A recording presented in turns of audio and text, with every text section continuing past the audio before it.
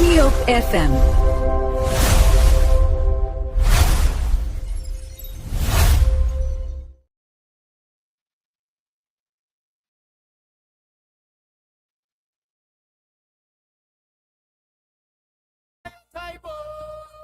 Top FM 105.3, we on the air. Leader, shout, Sheku Koroma. Ready, Archie right. Play, Alex D. Rock, producer correct. All say we beg to this day. I beg to differ my people. If it not correct, we go. So for that's it. We will be doing some here the same. The time is 41 minutes per hour, 9 o'clock, and that's the correct time for what I'm sitting here in studio tonight. Quickly, we would like to go to the phone lines and hear from you on the issues of our two missing brother since May 22nd. Today having to be the 19th of August. Somebody will say approximately we are approaching 3 months. Just 3 days to go, and they are yet to be informed. We are not getting information from the security angle, neither the local authority. Yeah, everybody just in limbo. So quickly, let's go to the phone lines here from you tonight. Let's hear you. Number support you through. You can call on 0776 105 105 881 143504. 0776 105 105 881 143504 at the number support you through tonight, and you're going to be live here on the platform. And let's hear you and the issues about two missing brother tonight. 0776 105 105 881 143504. 776 105 105 881 143504 at the number support you through, going to be live here on the platform. Let's hear from you. We go on the line and pick up this person. Good evening, Janina. Where do you join from? Hello? Hello. Janina, where do you join from, Chief? You live on the radio, Janina. Where do you join from? Your name? Tara. Tara, welcome to the platform. Yeah. Who you been following?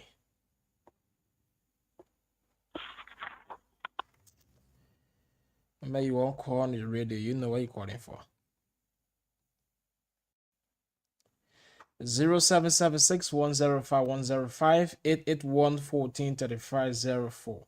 776 105 105 881 143504 at the number to support you through tonight. Trust me, you're going to be live here on the platform. Let's hear from you on the issues of our two missing brothers since May 22nd up to the 19th of August. We yet to get any information starting then, maybe be informing another area. No, we yet to get information on the angles of the local authority or neither the security. But let's hear from you tonight. 776 105 105 881 143504. 0776 105 881 143504 at the number support you through tonight. Going to be live here on the platform. We had 44 minutes past the hour 9 o'clock, and that's the correct time. Today's it's Wednesday, having to be the 19th of August, AD 2026. So for those of you just joining us, let me say welcome. Those of you watching the social media, Alex, yeah. Let me ask you a question because let me ask you a question because somebody said that the last time the family member of the missing person said that they were taken to Chinzoni, where the people went missing and they went into the forest there. Is that true? Well, it does happen. We don't get that information from them yet. Maybe it happened, but then we are not in the know. Okay. Okay. All right. Yeah, I want to clarify that information because I think I overheard it. Okay. Yeah. 0776105105 I think I overheard 881 143504. The only information I got last was on Rosoka where they talk to them and give them some way right so that they can be able to go in the tools and also reach out to security to the process. So we take this person on the land. Go Evelyn Janina, where do you join from?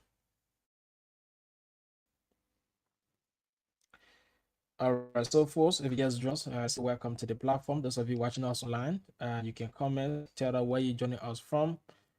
Don't forget, folks, like and share this podcast tonight. So numbers to call us on, you can call on 0776105105, 881-143504. The numbers to boy you through tonight. You're going to be live here on the platform. 0776105105, 881-143504. And let's hear from you on the issues of our two missing brother. 0776105105, 881-143504. 0776105105, 881-143504 are the numbers support you through tonight, and you're going to be live here on the platform. We'll have roughly about 30 minutes up to 10 o'clock. We'll go on a land and pick the retired captain here this evening. With the Kato, welcome to the platform. Yeah, thank you. Thank you, Mr. Wu. Good evening to you. Good evening to Benjamins and good evening to our professors. Welcome in class. Thank you. So, Mr. Wu, if you notice that yesterday and that of today, morning show, we did not measure anything about the two missing guys, or quote unquote, deported. Okay. Because for us, enter into something, we always like to follow procedure to be into our call. On Sunday, we place a call to Senator Miller again, informing him about the delay of request by us giving them chance to mess. Okay. So I just questioned him by saying, so Honorable Senator, how far are we now? Because you told us and we don't want to be like we ignore your quest. He said, Cathy, I love what you always do to be calling me and finding out information. What I want you to do, like I always say, there are some elements among the security forces that are against your protest. And I told them, if for any reason I can tell that they will be the one to man people in your midst to carry on disturbances. So please, just with me. Upon my arrival, I already confronted the county attorney that there's a need that you will protest, and there's a need that they provide security protection for the protesters. So when I get in county, I'm going to engage them. If they refuse to put on security or protection for you people, they will go ahead with your protest. And if anything go contrary along the way, they will be held responsible. So you're just with me. Upon my arrival, I will call you guys. I will get to them. From there, immediately I will call you guys and open the door for you to enter. That's how you enter it. So I will open the door for you to enter.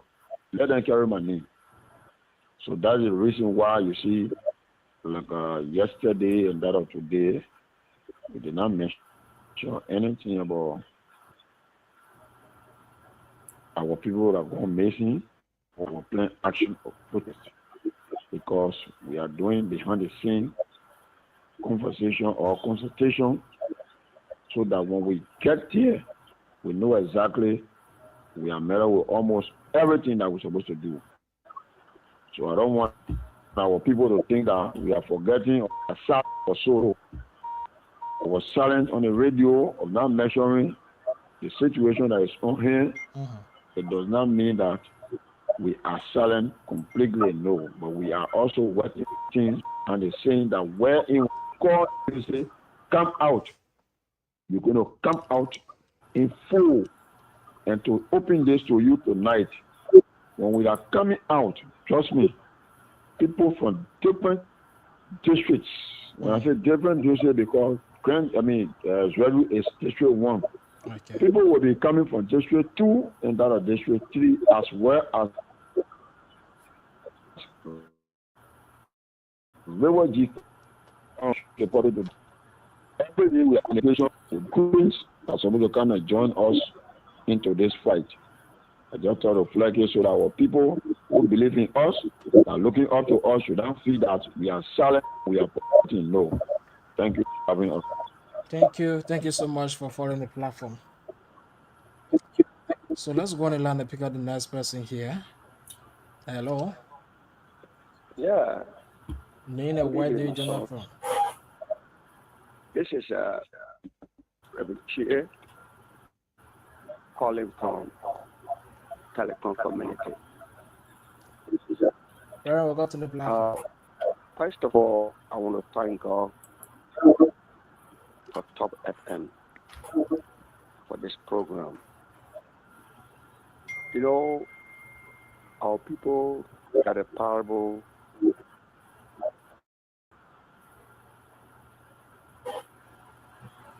They say,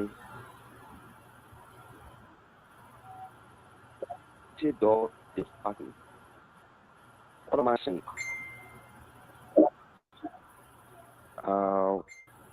The last time when they raised the issue when the tension was coming, the county authority and the caucus appealed to them that they should not disrupt the July 26th, and they accepted. And after that, they dragged for a while before they went and start talking again. Now, Senator Yaya Nimle is again appealing.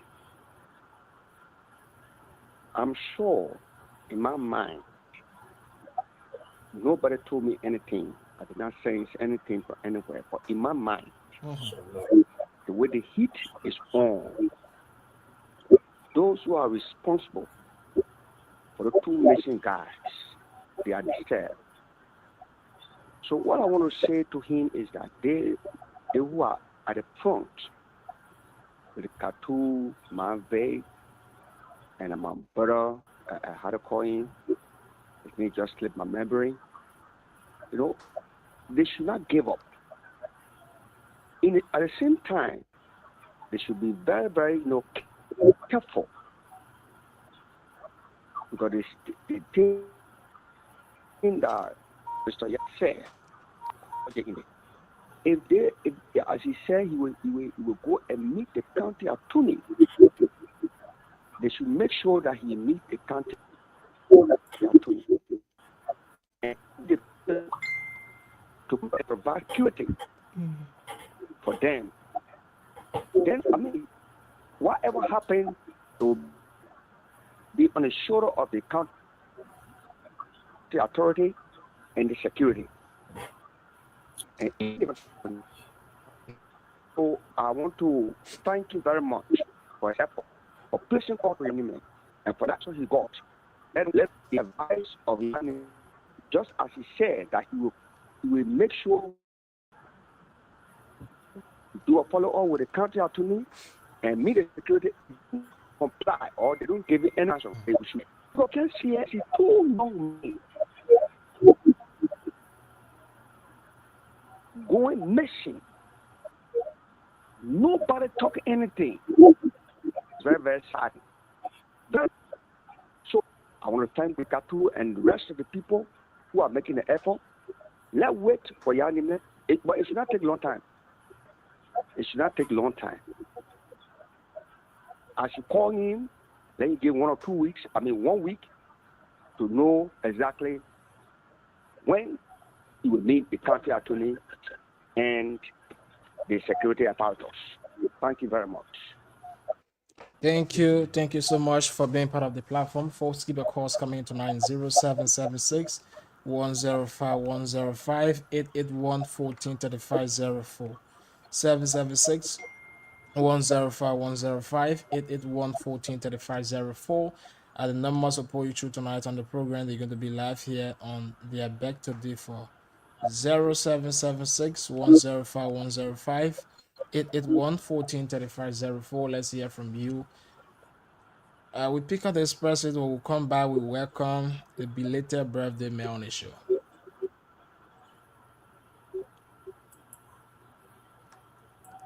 Hello. All right. So while we're waiting for the callers, okay, Mr. Wright, welcome, Mr. Number. Mr. Number, good evening. Yes, let's welcome Mr. Nuba to the platform, and then we'll hold on with the calls. Yes, let's welcome Mr. All right, please mute Alex. Mr. Nuba to the. Thank you. Well, welcome Mr. Nuba to the platform, and then we'll hold on with the calls for now. We'll come back later on to rejoin our callers. At this point, we want to go straight into our programming. We're going. The time is 10:57 there in Liberia. Sorry, 9:57 there in Liberia, and 5:57 here in the U.S. As a matter of tradition, let me start it off, and then we'll go to Mr. Nubo, and then we'll go to Mr. Wulu. I am in the Commonwealth City of Fredericksburg, Virginia, USA, and today the weather has been nothing but beautiful, splendid. I want to say it, splendid. This is what I love. These fall weathers. See, the fall weather is in between. It's not too hot. It's not too cold. It's right in between. So you can wear long sleeves. See that? And you can fold it. That's what the weather will let you to do. So that's what is beautiful. You don't have to use the AC too much in the car, you know. But that's just on my end here, and I'm glad to be here today again for another edition of I Beg to Differ on our favorite channel, Top FM 105.3. We'll now go to Mr. George H. Nubo to talk to about his locality. Mr. Nubo?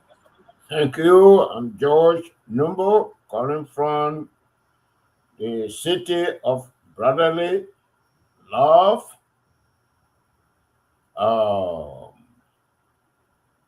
Which is Philadelphia, Pennsylvania. And I am concomitantly speaking from the great Plebo-Sorokan district. And the weather in Plebo-Sorokan district, the rain is on and off. And even my niece that left from here 10 o'clock, I called her not too long ago and said they are past Kakata. From Plebo to Monrovia, 10 a.m. today. So that's how happy we, the people of Plebo, the inhabitants, the residents, that's how happy we are today. Thank you. Thank you, Mr. George H. Nubo. I don't know. Y'all know one thing, Alex? When Mr. Nubo is calling his name, he doesn't put an H there. Y'all follow that? He always said George Nubo, but I always said George H. Nubo. Well, on the screen, he got George H. Nubo, but he never calls the H. I don't know why, but it's okay. You know. Well, there's a reason, because if I decide to explain the H, that H in Gribble, in some Gribble, On my mother's side, that H will turn to S. You'll remember names called Sie, SIE. And in Nyambo, it's here. I spell Hieh. And I'm a Nyambo man, and my mother is from the group that call it Sie. So no, that's the story behind the H. Oh, okay. So Rodney Sear will be called Sear. Is that what you mean? No, here. Oh, yeah. So it's Rodney here. Yes. But then he said Rodney Sear. Here, even the here name is when you go to the groups outside Maryland, like Barclay Bay or like Garaway or like the Tattoo Grable, they use the H instead of the S. Hmm. Okay. Yeah. See, another lesson learned today. See what I mean? Yeah. All right. Thank you, Mr. George H. Nubo or Mr. George Yet Nubo. Yeah. Yeah. And actually it's Jabo here Numbo. Okay. That's why I say, a long history.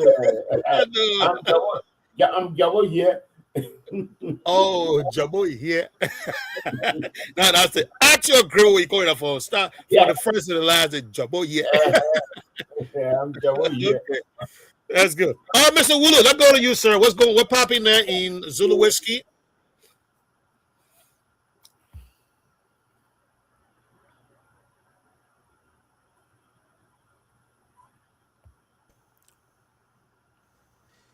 Yeah, so Zvedra is okay. You may be aware that we're already in the rainy season. So this evening we started experiencing rain since this morning, but this evening by 9 o'clock, the time rains. So heavily this evening they fall. It's not easy. So there are lots of roadblock here in Zvedra. When it comes to reading CC, the roads are very much bad in our county.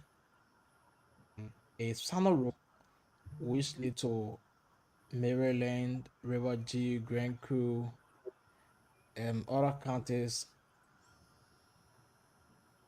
has been blocked because we have truck red in a half of it been skimming mud. Well, the other using the extract to get at the Ministry of Education's office to the Sano row. So we have been the hairline citizen been complaining about this.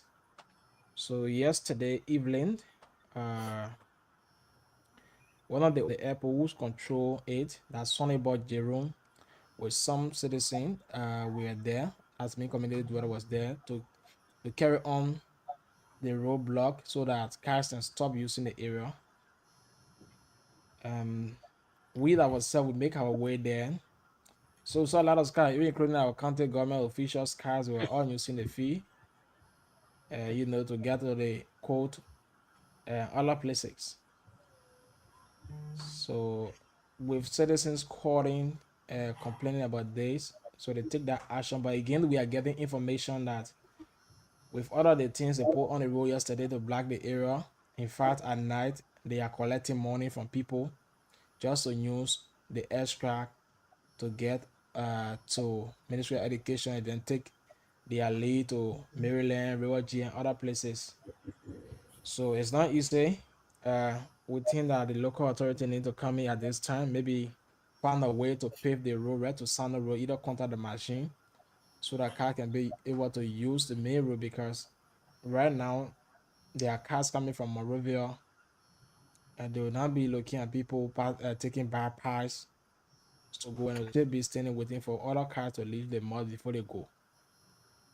So at the end, you will find out that in the night time they will still use it because at night the area will be vulnerable. People will not be there. Yeah, so citizens be complaining. And unfortunately, today I missed the press conference from the city mayor.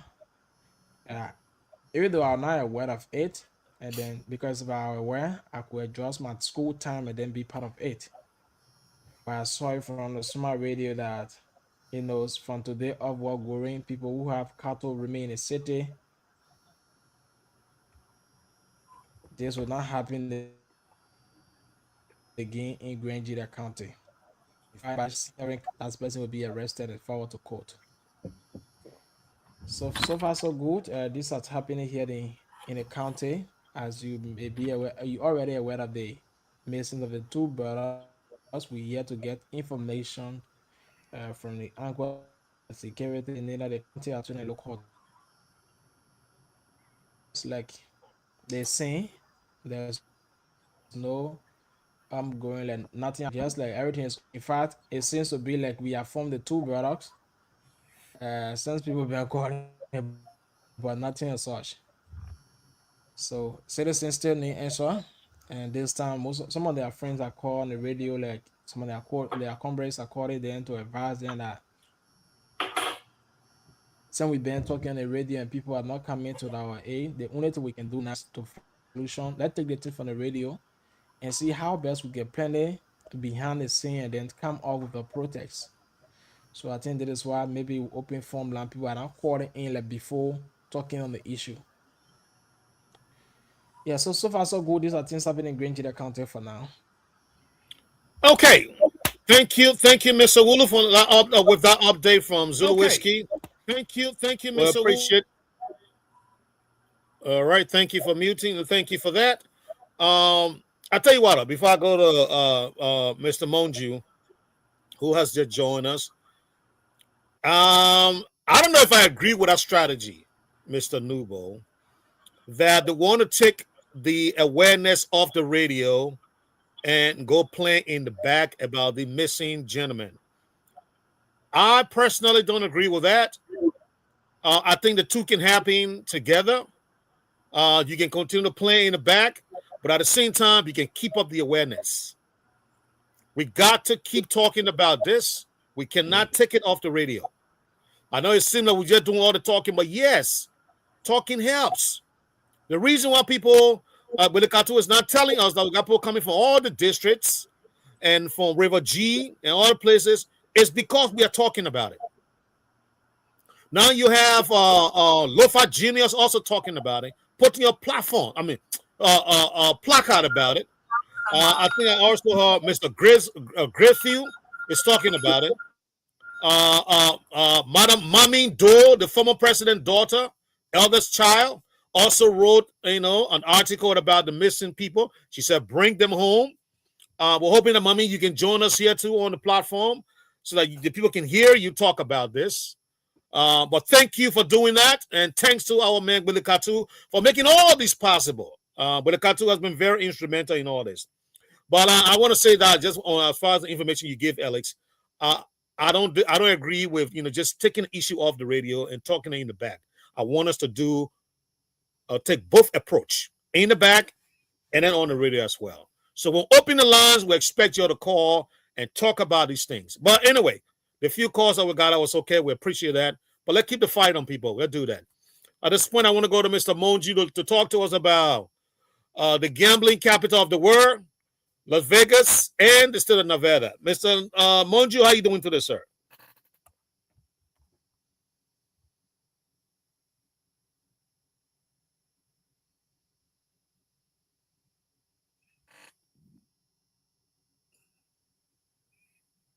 You're muted, Mr. Monju. Okay, Mr. Okay, Right. so we are. Yeah, you are. We hear you now. We hear you now. Right? Yes, I was on the phone. I mean, I do not believe that taking the issue of Mr. Nubo, let me hold you right there. Let me have Mr. Monju introduce himself, and I'll come back to you. Okay. Yeah. Thank you. All right. Yeah, it's 100+ degrees here. we're in a You're furnace. always in the inferno.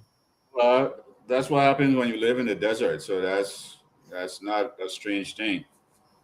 Yeah. So it's about what 107 degrees Fahrenheit because we don't do Celsius or the other metric system thing. So it's Fahrenheit here.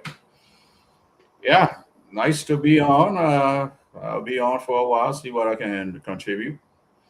And I think the issue of the missing persons in Grand Jita, it should be a national priority. It's a mission critical situation, but unfortunately, we have heard little from the national press. We've heard little from the national government. And those are, I mean, these are people, human beings we're talking about. These are not like, even in the United States, you have when a dog missing, you see it, all over. So these are human beings we're talking about. And I think we need to know their fate. What happened to them? They got relatives, they got family that want to know what happened to their brothers, what happened to their sons, what happened to their cousins. So yeah, so I like the idea of the station, you know, putting voice to it, getting on top of the hill and yodeling for these people. There's some information to come about with regards to these two human beings. That's all right. All right, Mr. Monty, thank you. Yep, that, and we'll continue to do that. Thanks to you that come here and lend your voice to that as well. All of that, it help push the message out there. Mr. Nubo, you're coming in. I hear from you.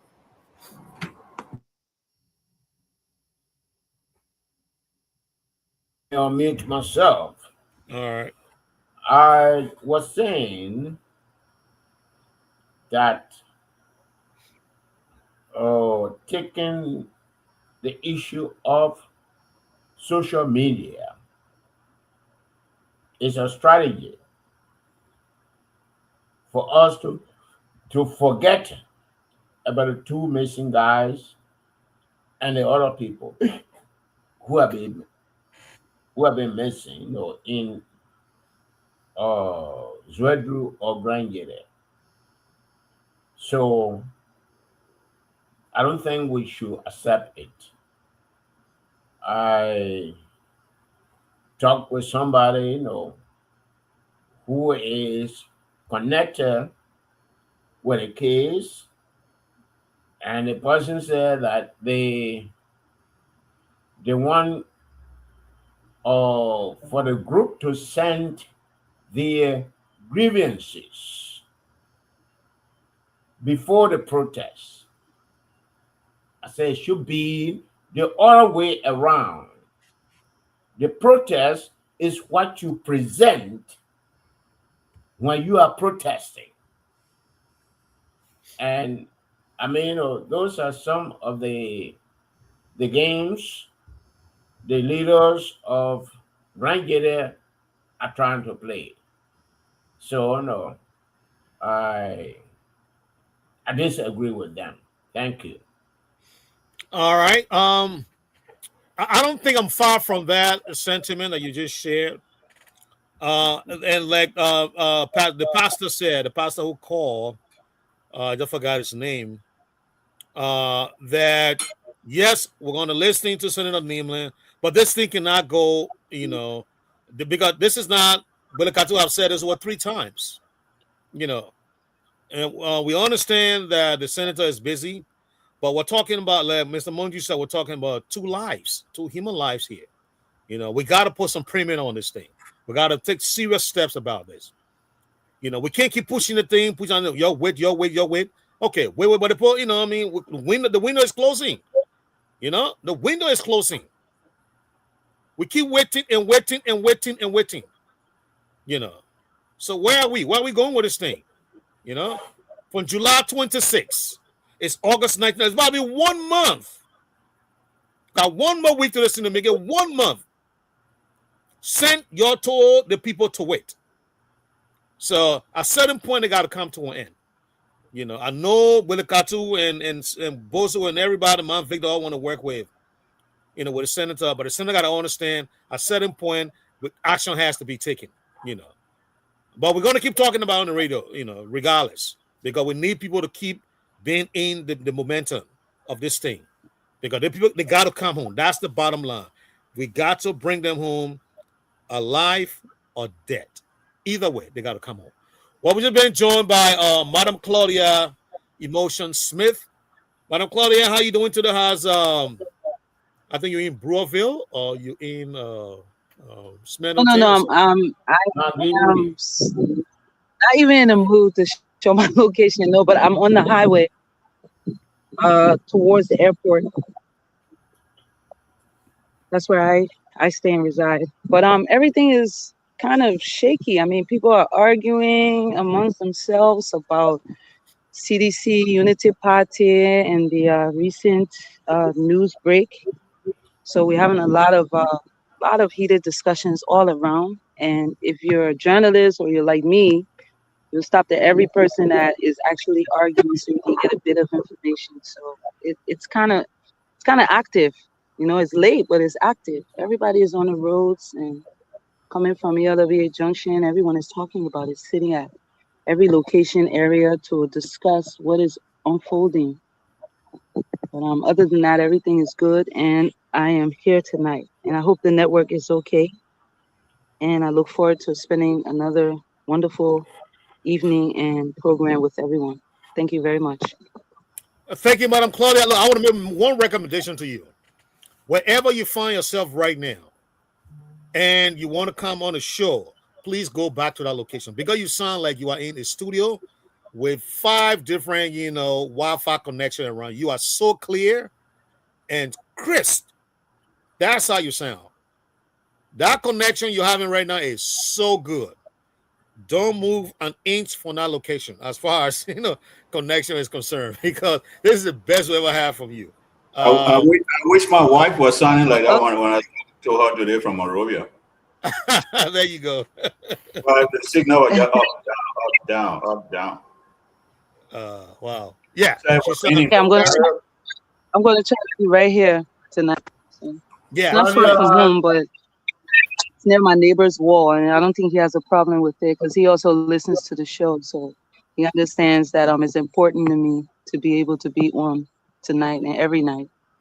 Yeah. That's good. That's good. Ellis, can you bring Charles on, please? Charles Nwambi. For some reason, I can't get down there.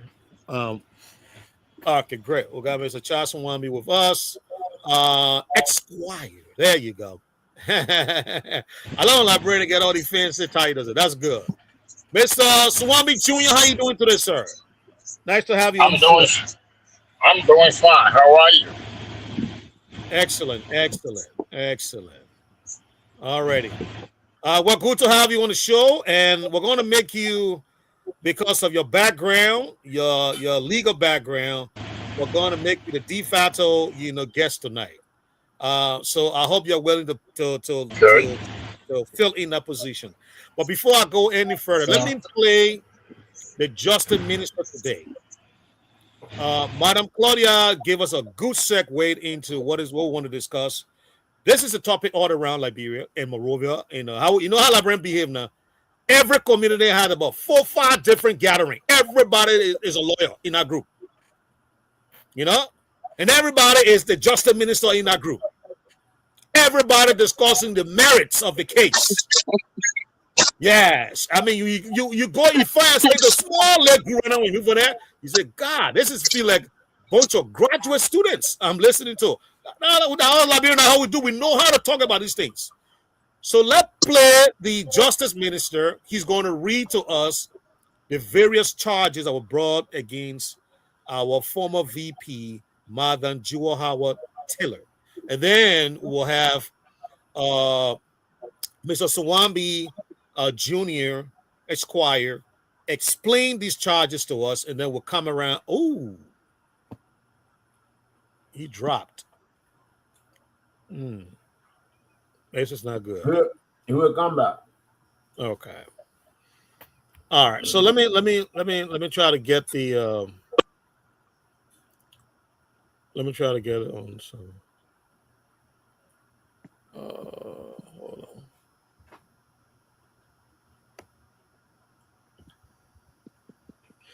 Yeah, let the Justice Minister read the charges, and then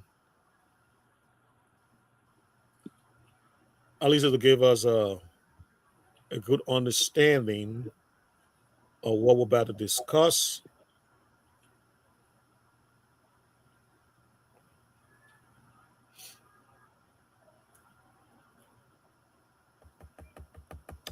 Almost there. Almost there. There you go. All right.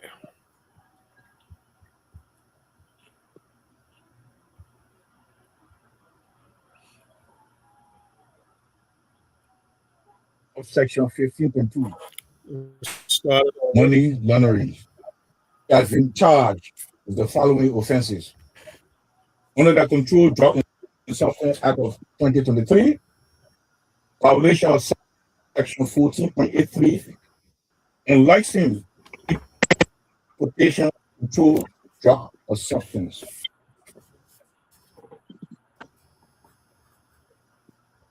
Violation of Section 14.85 on licensing, sale, trading, administration, dispensation, delivery, distribution, dispatching, transit, and transportation of a controlled drug or substance. And violation of Section 14.93, illicit trafficking of a controlled drug or substance. Under Chapter 10 of the Penal Law of Bureau, violation of Section 10.2, criminal solicitation. Violation of Section 10.3, criminal facilitation. A violation of Section 10.4, criminal conspiracy. Under the Anti-Money Laundering and Terrorist Financing Law, violation of Section 15.2, money laundering. The government further announces that the following alleged members and organizers of the same transnational narcotics network have been similarly charged in absentia. 1, Nicola Avensi, a Croatian national. 2, Rehovio Brovik, a Croatian national. And 3, Tara Zeriko, a Ukrainian national. We have the pictures here for your information. We'll be circulating them. She has been charged with the following offenses: under the Controlled Drug and Substance Act of 2023, violation of Section 14.83 on licensing, importation of a controlled drug or substance. Violation of Section 14.85 on licensing, sale, trading, administration, dispensation, delivery, distribution, dispatching, transit, and transportation of a controlled drug or substance. And violation of Section 14.93, illicit trafficking of a controlled drug or substance. Under Chapter 10 of the Penal Law of Bureau, violation of Section 10.2, criminal solicitation. Violation of Section 10.3, criminal facilitation. A violation of Section 10.4, criminal conspiracy. under the Anti-Money Laundering and Terrorist Financing Law, violation of Section 15.2, money laundering. The government further announces that the following alleged members and organizers of the same transnational narcotics network have been similarly charged in absentia. One, Nicola Avensi, a Croatian national. Two, Mehovil Brovik, a Croatian national. And three, Tara Zeriko, a Ukrainian national. We have the pictures here for your information. We'll be circulating them. All right, gentlemen. I had to replay it because of the various section of the law that was violated. If you guys want me to replay it, I can replay it. But I thought I got some and I missed some, but it's okay. I mean, everybody took that little bit of notes.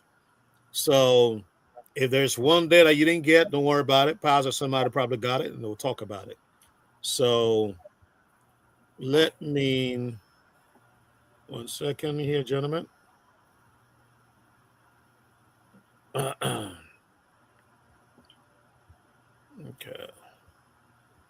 I don't like when this thing do this to me.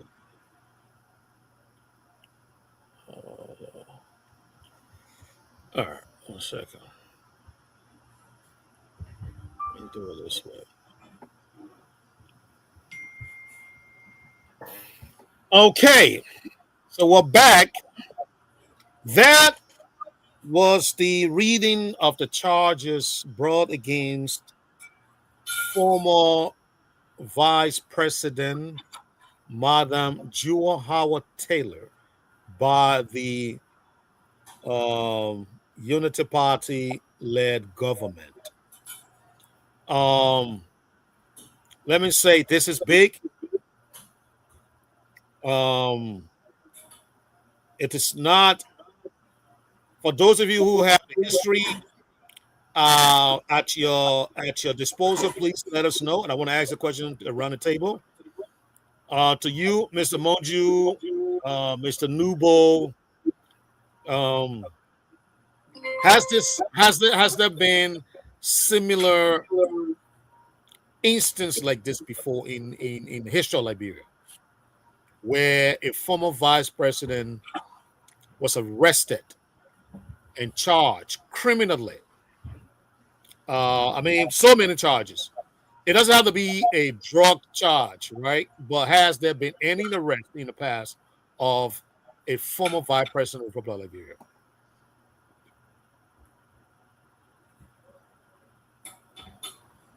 Is it Nubo? Well, I don't know of that. I know that E.J. Raw was charged. President, as a city, he was charged, and that's how we got the saying that wait killed Roy.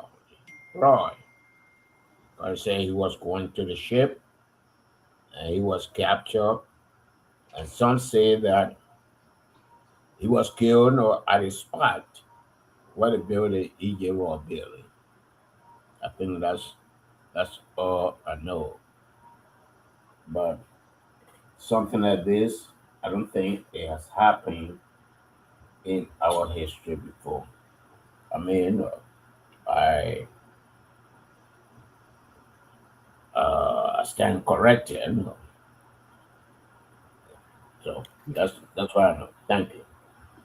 All right, thank you, Mr. Newbold. And I want to make reference to one other case of such a high-profile arrest. Mr. Judy Brown would know arrested under the senior Unity Party government. At the time, it was led by Madam Ellen Johnson Sirleaf, When she came to power, immediately she arrested him and locked him up. Correct me, Mr. Nubo and Mr. Monju. I think she said it was based on corruption. Um, and subsequently the guy got sick and died. I don't think he ever went to court for those charges. So these are the. Go ahead, Mr. Nubo. And what I forgot to mention is the Thomas Wesson case during the Doe administration. Okay, but who was Wesson at the time? He was charged with treason and he was executed. Who was Wesson at the time? Yeah. And that's it. Mr. Nuba, can you hear me? Wasn't the second in command? I think he was the second at the time. Yes, he was. Okay. So he was the vice chairman under the PRC? Yes. Exactly. Okay, good. All right. See, we gotta bring these up so that we know that we are not in uncharted territory. That this has happened before. And because I know some argument will be, this has never happened before. This is wrong in Liberia. Hold on, hold your horses. Hold your horses. This has happened before. On the PRC with EJ with Judy Bryant. So there are plenty of precedents. Okay, we got Mr. Sawami back with us. It also happened under the True Party, Tubman. You ever heard about that? Go ahead, Mr. Monju. I say it also happened under Tubman. The plot that failed where David Coleman and his son were murdered. Those were opposition members of the Independent True Party. Oh, who was Mr. Coleman at the time? David Coleman. Who was he? Oh, his son. Oh, those were David Coleman was the son of a previous president. We had a president before. I think his last name was Coleman. That was his son. Tubman felt threatened because they had set up this Independent True Party that was to challenge the authority of the government at that time. Former President Barkley was also a member of that Independent Tree Party. So Tubman claimed that they tried to assassinate him. So he went on a roll. He killed Coleman and his son, and there were others that ran away, but he never touched Barkley because he knew Barkley had that international presence and aura, so he didn't touch him. Yeah, so dysfunction in Liberian politics is nothing new. Murder in Liberian politics, it came way before Samuel K. Doe. But you got to learn your history to know that. I think Mr. Nubo mentioned E.J. Roy, what he did to him. He was killed. Tubman came, he killed, a whole batch of people. So yeah, you got to know your history. This is nothing new. What is new, though, is drug trafficking being brought into the equation. Yes. And what is also new is that people that led governments, like you have Maduro in Venezuela, you had, I think his name was Sanchez in Honduras, you had Noriega, heads of government, former government leaders being brought to book for being active in trafficking. So it's nothing. It's nothing. Okay. I just pray we don't politicize it. That's all. And you see, I want to pick up on that last note you just made. What is good? We have Mr. Charles Sawambi Jr. with us, Esquire, and Madam Claudia Emotion Smith back with us. So we got a full team back with us. But I want to pick up before I go to Mr. Swambi. I want to pick up on what you just said, your last point there, Mr. Monju. That's the reason why I went back to ask you guys who have been in this game, in this space for quite some time, and you'll have the experience. And you guys have saying you are giving us some really good pointers, really good education. That this is not new. It's not new. So don't try to politicize this. This is not new, my people. Don't politicize this because it is not new. Thank you, Mr. Monji. At this point, I want to go to Mr. Charles Swambi. Mr. Swambi, I would assume that you are fully aware of the charges that have been brought against former Vice President Madam Joa Howard Taylor. Is that right?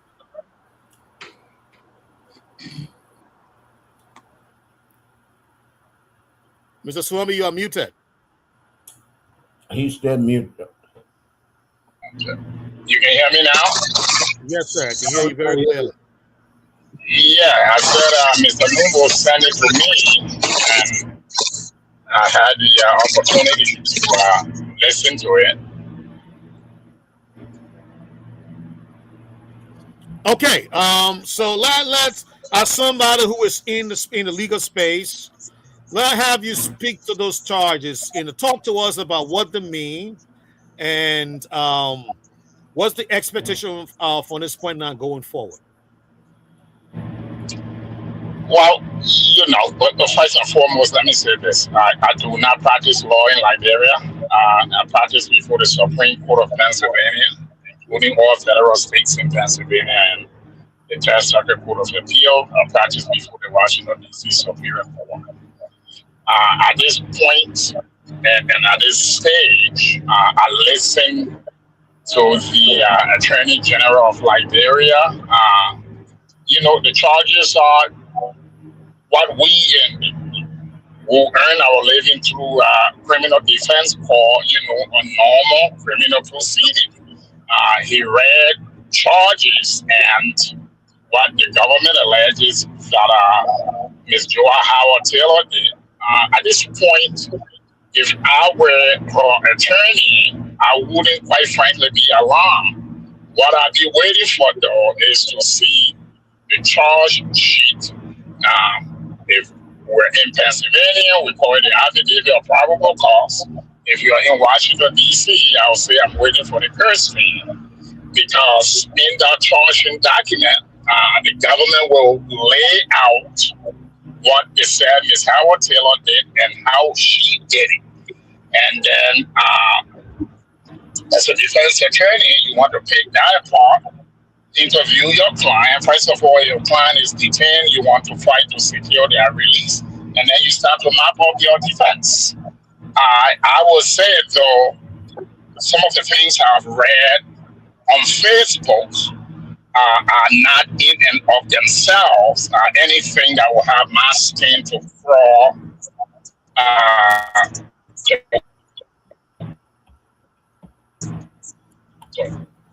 To have my skin crawl as a defense attorney. I'm not impressed by the fact that Joa Howard Taylor is alleged to have secured passport and travel documents for somebody. That doesn't scare me at all as a defense attorney. The burden is on the government, but that by itself doesn't say anything. It doesn't mean anything. Okay. Well, thank you for that brief explanation. I think we can now go across the table and then make a comment or ask a question and see whether you can address that given your background. I know you don't practice in Liberia, but you just give us your general understanding of what these things mean. Like the Chief Justice of Liberia said, he said, Liberia law is married with American law, so everything is the same. But anyways, let's start with you, Mr. Nubo. Any question for Mr. Swambi? I do. Yeah. Mr. Swambi is frozen. I don't know. Oh, am I frozen? No, I think you're good. You're good now. No, you're good. You're good. Okay. I don't have the charge sheet, but these are the charges: drug trafficking, money laundering, unlicensed importation of controlled substances, unlicensed sale, distribution of controlled substances, criminal solicitation, criminal conspiracy, and other related charges. I don't have the information they have, but Anthony Shawambi, don't you think these are sufficient enough to arrest the former vice president? Well, again, anybody, the government can arrest anybody on an allegation. Even in the United States, it happens. But what I'm saying is, yes, we see the charge sheet, but until the government put meat to the bone, for lack of better word, until the government put meat to the bone, these are just mere charges. How did she import the drugs into a country that has post and telecommunication? How does drug gets into Liberia? There's a whole lot that is missing. Yes, those are charges that maybe the government has something, and like I said, at this stage, I do not expect the government to put everything on the table. But the procedure will move forward, and the government will be required by, I would like to thank a good defense attorney to quote unquote produce the evidence the government had. So these are just allegations at this stage. Yes, the government can accuse anybody of doing X, Y, Z and arrest you, but there are constitutional provisions that prevent the government from holding a person for such prolonged period of time. In this case, the government is saying that she did X, Y, Z. Yes, so the government can detain her, but then subsequent to detention, the government has to unveil, these charges and make them known to her defense.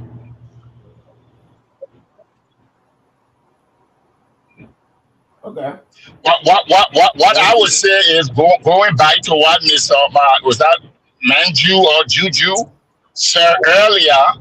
The point I would like to make at this juncture, though, is that nobody should be above the law.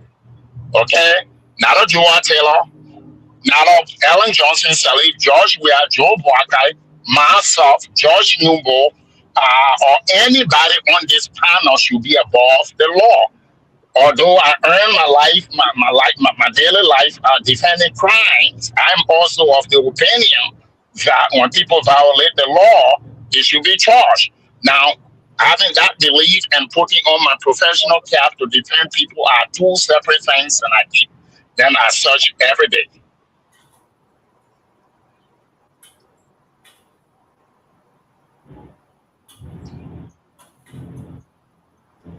Mr. Nuno, one more question. Let me jump in.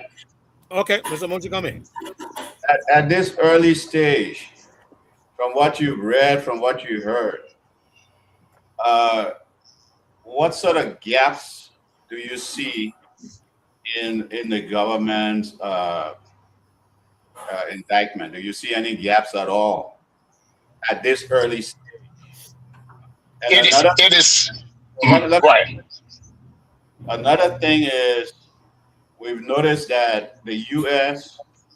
and most Western European countries, they have a tendency of having these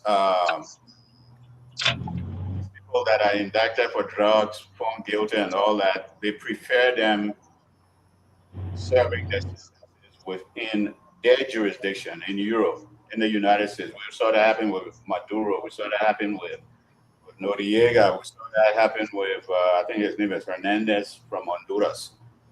So do you think that's a possibility if Vice President is found guilty? And I'm putting the cart before the horse.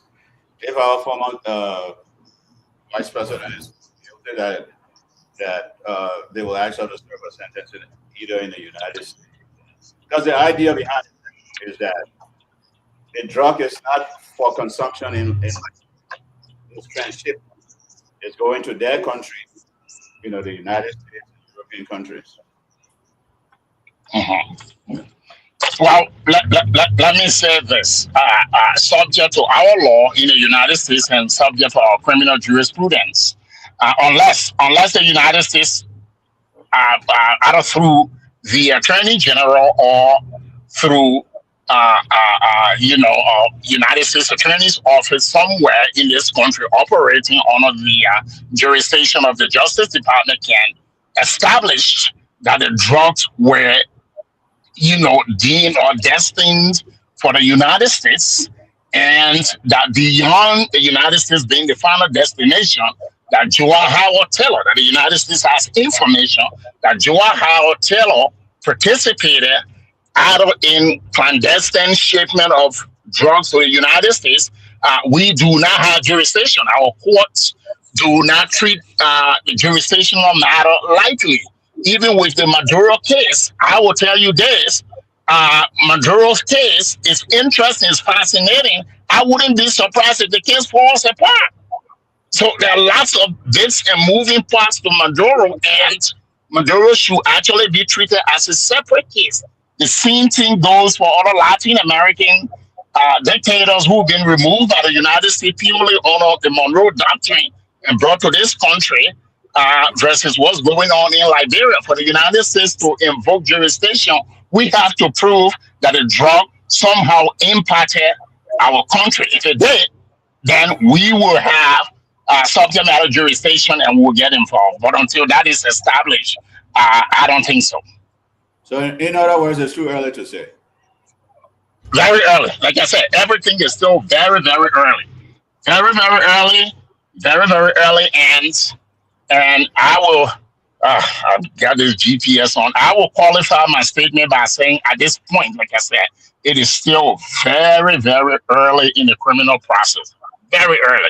We do not know what the government read the charges. The government has to put the evidence with the charges. They have to back it with the evidence. The government has to, and not only that, the government has to also lay out, the methods and things. The defense will require that. How they arrive at this stuff, we don't know a lot of stuff yet. So, and we don't even know whether Joa Howard Taylor was the only person involved. We don't know any of that. So it's still very early. Mr. Suwambe, you have my last question here. Probably an observation. You work within the justice system of the United States, and you know that, especially in these drug cases, before they bring somebody to trial or charge them, they have done, in terms of the due diligence, they've done, say, sometimes 2 years of surveillance on them, watching their bank transactions, watching who they move in with. I saw our justice minister even show pictures. And when I saw those 2 pictures of those people from the Balkan, I was like, oh my God. That means, and I showed those pictures, they didn't come from Liberia. It came from either the, the grouping, the drug enforcement group in Europe or the United States. So before they get to that point, and the fact that you got the FBI, you got the DEA, you got several drug enforcement agencies from the United Kingdom, from Belgium and the Netherlands, all within Liberia, on this Joa Howard Taylor case. That's kind of scary because I don't want Liberian, a patriotic Liberian. I don't want that to be cast on our former vice president. That yes, Well, yeah, go ahead. let me just say so. I have again. Law is, uh, the evidence control. Okay, both sides play with the evidence. The government and myself seldom see or interpret the evidence the same way. I got my way of interpreting it based on what's best for my clients, lawyers who represent them.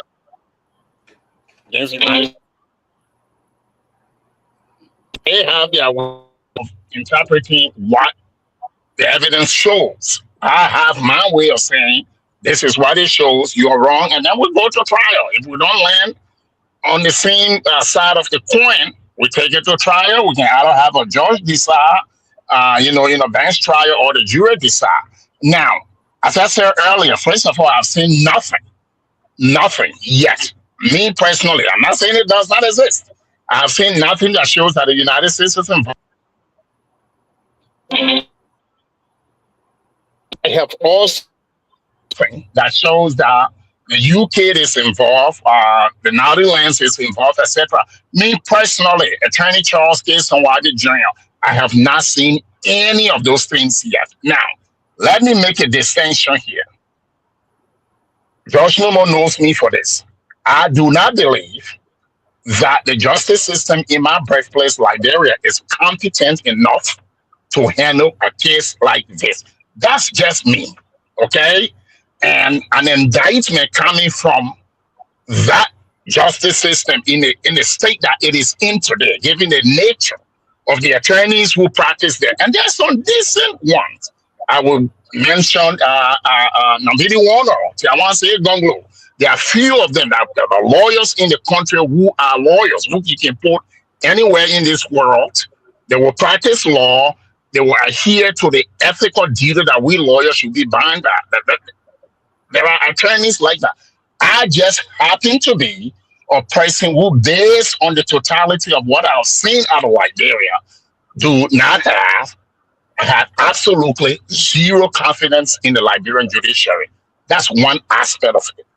The second aspect is, if at all, this drug was destined for the United States of America, I will tell Joa Howard Taylor tonight, bye-bye, you were paid. Because the United States, unlike any other country in the world, when the United States indicts you, I've handled U.S. indictment, I've represented people charged by the federal government. I will tell you this, based on my experience, based on my 14 plus years, going to 15 years of being a criminal defense attorney in the United States, I can say that when the United States indicts you, it is almost bulletproof. Okay? When I mean bulletproof. Can cases fall apart in federal court? Absolutely. Like state court, they do, but it is rare. So I want to see drugs out of Liberia. My prayer tonight is that some of those drugs were destined for some city in the United States, and that the United States can establish jurisdiction and get this crap out of my birthplace. But if left to our justice system by itself, I mean, we're talking about a place where judges take brown envelope. And they take the white one if the money is in the thousands or hundreds of thousands of dollars. So I have no confidence in the Liberian judiciary. That's just my position. Okay, but the U.S. government might even make that case, like you just said, that hey, we need to try her in the United States. Going by what you just said, so you agreeing with that sort of justice, transportable justice system? Well, what I'm saying is, we can't just say the United States is powerful, but you must also understand that the United States is a nation, irrespective of what people think about us. I do think we have the best judiciary in the world, period, okay? But the United States cannot. Our Justice Attorney General cannot just wake up today, Tom Blaze cannot just wake up today and say, hey, there was drug in Liberia, we are the superpower, we're going to grab Joa Howard Taylor and bring her to the United States and try her. Joa Howard Taylor's action in Liberia, in and of itself, does not make Joa Howard Taylor accountable to U.S. law. What I'm saying, there should be some nexus. There should be something that tie that drugs out of the final destination or the money laundering to U.S. bank somehow that impact our country. If that is the case, Joe Howard Taylor will be tried in the United States, where justice will actually walk, talk, speak, and be dispensed. All right, Mr. Munchi, let me who you ready. Let's go to Madam Claudia. Madam Claudia.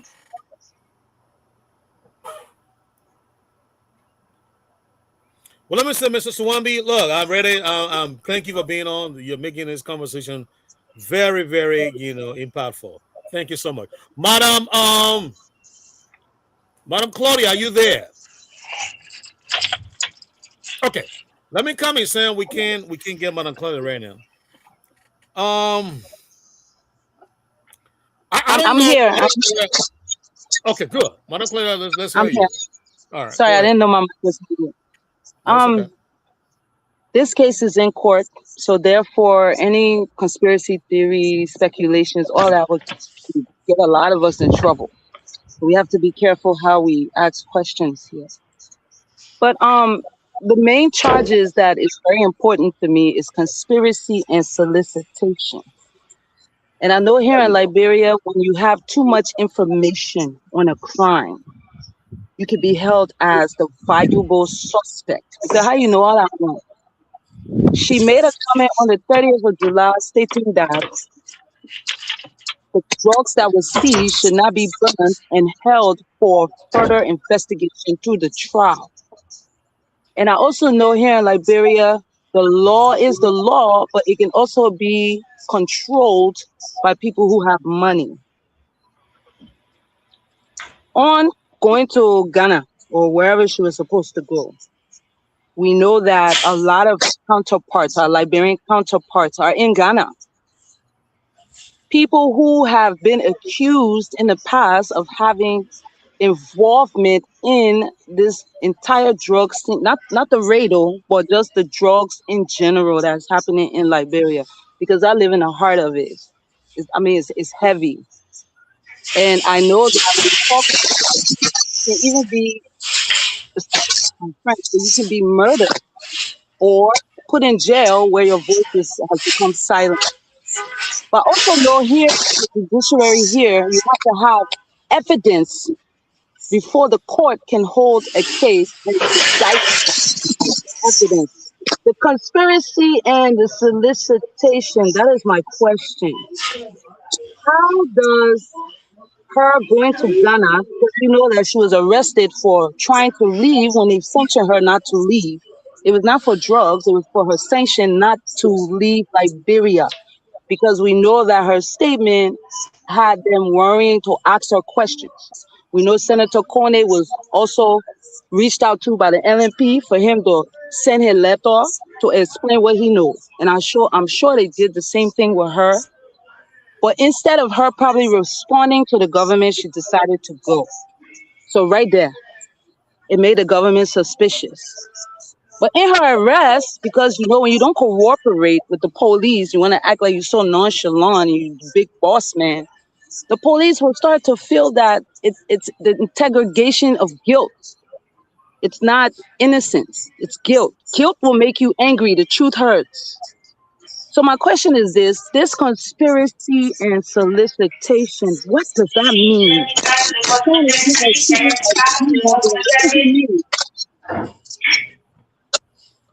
I heard the charges, but I don't understand. What does that mean? Because you accused of laundering, meaning the funds that probably were going between somewhere were used somewhere. And we all know that her son just passed away. People have been alleging so many things about him, and we've never seen her even backing him, the late Chuck Phillip. We know that she never encouraged those type of activities around her son. And we know she's a healthy woman. We know she don't smoke, she don't drink, she doesn't do anything. So how does conspiracy and solicitation come in? I'm trying to understand, because conspiracy means that you part of it. You're going to Ghana. She was going to Ghana. Other people are there who's been accused of having involvement. They've left from Liberia a long time ago. Let's say they've left from here, let's say above 6 months ago. They've not come back. despite all their travel around, their successful travel reasons, they've yet to come back to Liberia. And now she's going there. How sure are we not that she was going there to let them know that, hey, my man, we got to help the government work this thing out. Let's find out who's doing it in there. So because of her to be quiet, because we know that when someone wants to shut someone up, what do? Two things. You send someone there to kill them, or you lock them up and say you conspire because you know all the information. You don't want to share with us. We said send law. You don't want to share the information with us, but you want to leave from here and go share with international people because we know that a lot of security internationals are also in Ghana. How does conspiracy and the other crime of solicitation fit what is happening with Madam Howard? That's my question. Thank you. Okay. Well, what if Mr. Swami to come back? So let me play the video you're referencing, Madam Claudia. Well, maybe I need to Thank you. It's good to be honest here. We can't leave no stone unturned. Let's not be afraid because it's so informed. Play the video. Let's play the video that you reference in your analysis and your question, Madam Claudia, so that every other panelists can get a good picture of what you're talking about. I heard it myself today and I was shocked. You know, and you heard the low team I put in. It better not be the reason that they're arresting her because it will be so flawed. But let's play it. Let's play the video.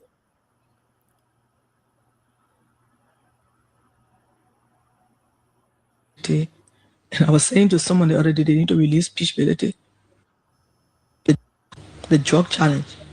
And I think all of us are disappointed with the way it's being handled. What you saw happen to Peachability. And I was saying to someone the other day, they need to release Peachability.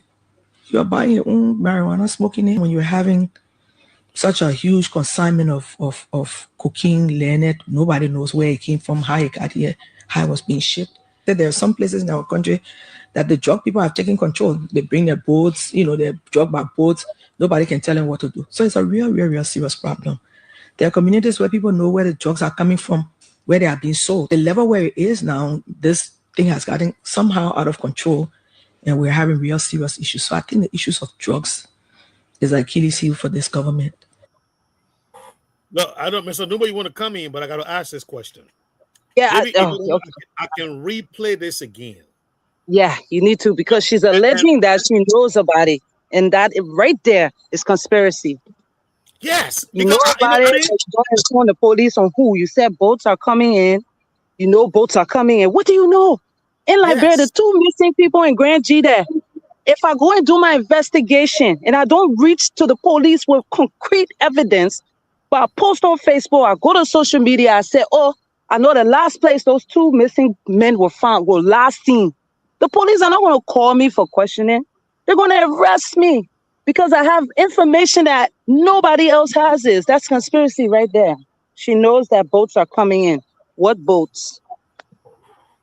And that drug the boats were coming in the start of July. They noticed the vessel. Where's the vessel now? We arrested the vessel. The vessel has been put on pause for forensic testing. So that means people come and go there and spray the whole boat and look to see if any cocaine were there before, or to go see if they can smell cocaine with cocaine dogs. We don't have cocaine dogs here. Cocaine has not been our issue. Meth has been our issue. Meth combined with kush, the synthetic marijuana. Like I said, I live in the heart of it. So I know what's producing and what's coming out in the streets, because every day I'm chasing people, beating on people for them not to change my children and put my children into this lifestyle. So I know what is out there. So the good question is, the start of July, they have been monitoring this vessel. Then you make a statement around the 30th saying that boats coming. I know boats are coming in. How did you know? We didn't even know. The thing was way in another country, way in the sea. We never even knew about until around after the bus. And then you say you know about it. Boats are coming in. So that's what the question, I think her mouth put her in this predicament. Her mouth. Yeah. Great, Claudia, thank you so much. Mr. Nubo, you want to come in? I have a question. Well, let you come in and bring you first. Yes. I mean, okay, Mr. Swambi is back with us. So let me bring you. Claudia hit it on the net. How does she know that? And when we go to the charge sheet, we have this drug trafficking, money laundering, unlicensed importation of controlled substances, unlicensed sale, distribution of controlled substances, etc., etc., etc. How did these people know? And they said she was going to Ghana to attend a women conference. The only conference I know of in Ghana run from November 4 through November 6, 2026. The other one run from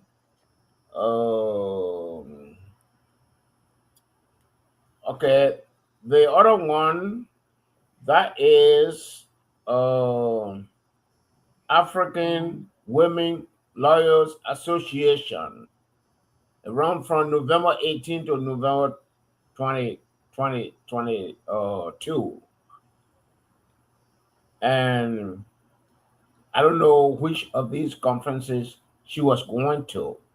And I don't think that the Liberian security will not have evidence of these things, money laundering or drug trafficking, when they charge her, because this is the charge sheet. And this is what they're going to go to court with. So they can't jump up and tell us, our former vice president engaged in drug trafficking or money laundering, or I mean,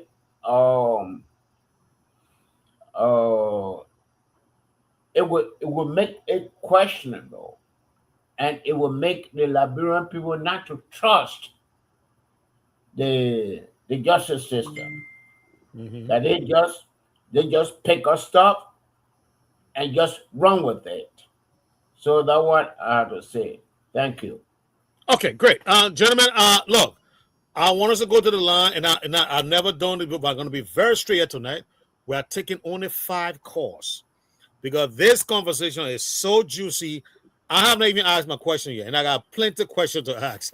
All right, so Alex, please take us to the line, and I'm going to stick with this number: 5 questions, and we're going to do this in very quick succession. If in the 10 minutes we got 5 questions, you bring it back to us. All right, Alex? So let's do 5 questions, Alex. Are you there? Alex? Alex? Yeah, I yeah. All right. 5 questions, sir. 5 questions tonight. Sir. 5 questions tonight. Okay. Thank you. Thank you. All right, so folks, if you just joining us, let's say welcome to the platform here tonight. If you want to be part of it, call on 0776 105 105 881 1435 0776 105 105 881 1435 the numbers will pull you through and let's hear from you. The line is open. Call us on 0776 105 105 881 1435 and trust me, you're going to be part of it tonight. We're going to land and pick up the first person. Good morning. Good evening, Daniel. Where do you join from? Good evening, Alexander. Good evening, my dear brother. Welcome to the platform. I'm Chris Jabba joining you from a city of accident this evening. Yeah, Chris, go ahead. Let's hear you, my brother. Yeah, I want to appreciate our panelists and also the government of Liberia. Look, Alexander, if anything have to be done in Liberia, let it be done properly. Liberia is all we have, and Liberia is all we should go first. I appreciate the government for their hard work done in Liberia. But my question has to do with the drugs issue because arresting the former vice president of Liberia is something maybe she may or him may be easier because she's a former leader of this country and they are the people that get contact. So maybe she may be in order with other people to transport the drugs. But let the government look into it really and come out with real concrete investigation. Whosoever into this business, they all should be arrested because we have our brothers and sisters that are on the street who are damaging. And I just want to appreciate the president of Liberia for his hard work done into this country. Thanks for the show. We continue to follow. Thank you so much. We'll go to the next person. Good evening, Janina. Where do you join us from? Yeah, I'm Prince coming from the FE community. Prince, welcome to the platform. Yeah, so if someone is to think that this is a political witch hunting, what would be the comment of the panelists? Just go out with a question. Ask a question and respond to it. Is they listening to the show? We go to the phone and pick up this person. Good evening, Janina. Where do you join us from? This is Paul Sosa. Welcome to the platform. Thank you. I heard one of the panelists said that you are out to the own statement in the problem. Okay, I agree. But how about Gregory Kuma, who said that there was a top government official in a higher level in this UP government that was responsible for these jobs? And since the man made a statement, the man was live. They are not even questioning him to call those people in. Not even one day bring evidence.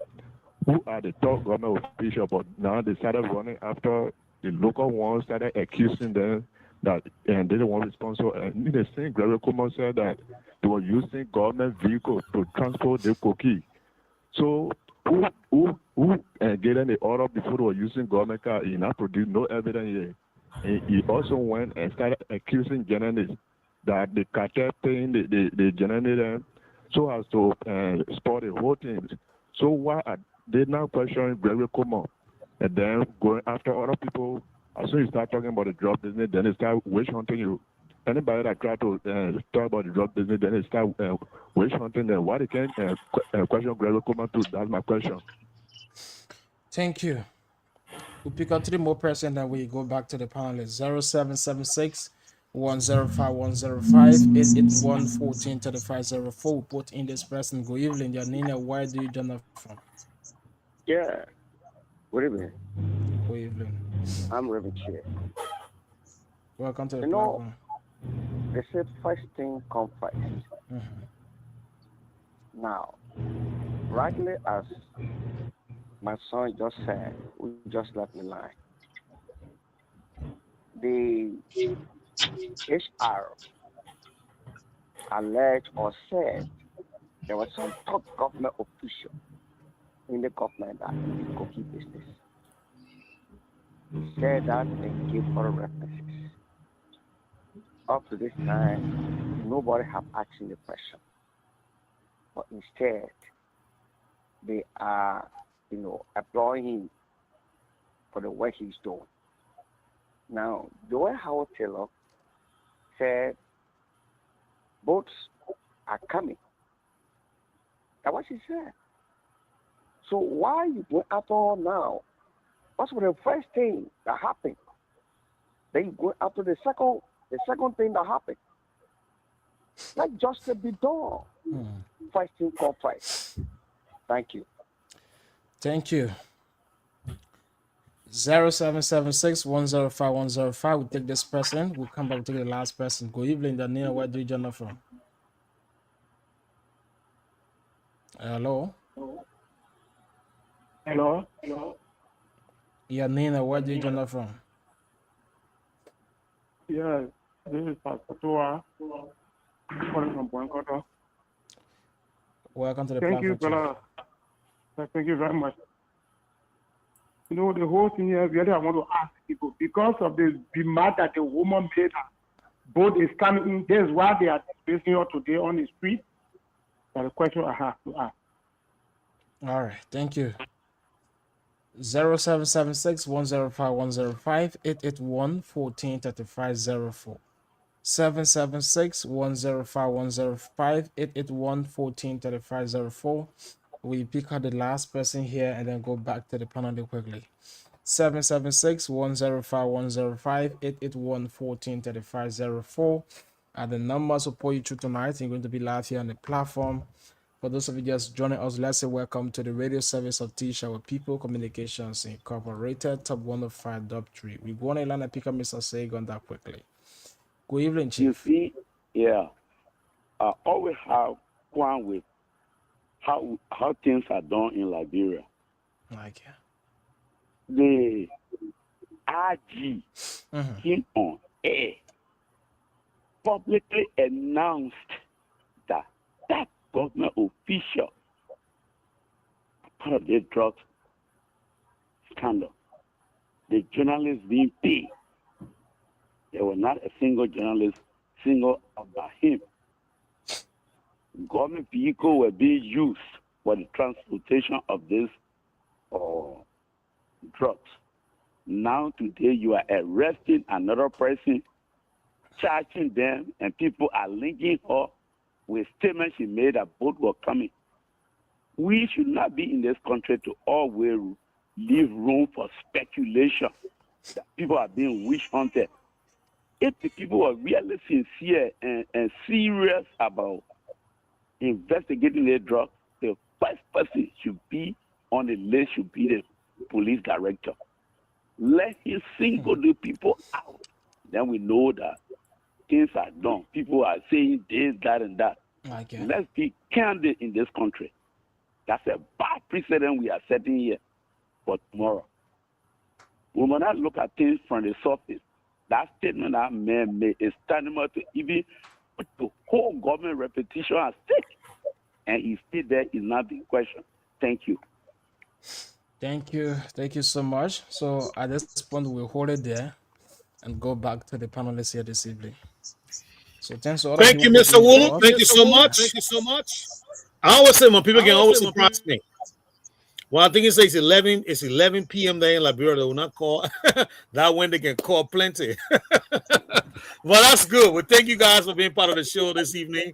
I want to start with you, Mr. Nubo, to respond. I think I pick up 2 or 3 questions here, but I'll let each one of you to answer to respond to what you heard. Mr. Nubo, let's start with you. What I heard, I think most of their focus was on Mr. Nubo. Yes. Let me hold you, sir. I just realized that we've been joined by one of our fellow panelists. Let him introduce himself, and I'll come right back to you, sir. Please. Okay. Mr. Nippet. Mr. Nippet. Yeah, let me call his name. Mr. Nippet, please introduce yourself, sir. What a day. Thank God it is Wednesday and we are on set to speak to our people, to teach our people, to bring them information. You have called my name, so I think that they know my name already. And let Mr. Nubo continue. Thank you, sir. Mr. Nubo. Yes. Okay. I feel that I beg to differ did not do justice to the case. What? In the charge sheet, there is no reference to the video that you played. Okay, let me hold you right up, Mr. No. Let me land.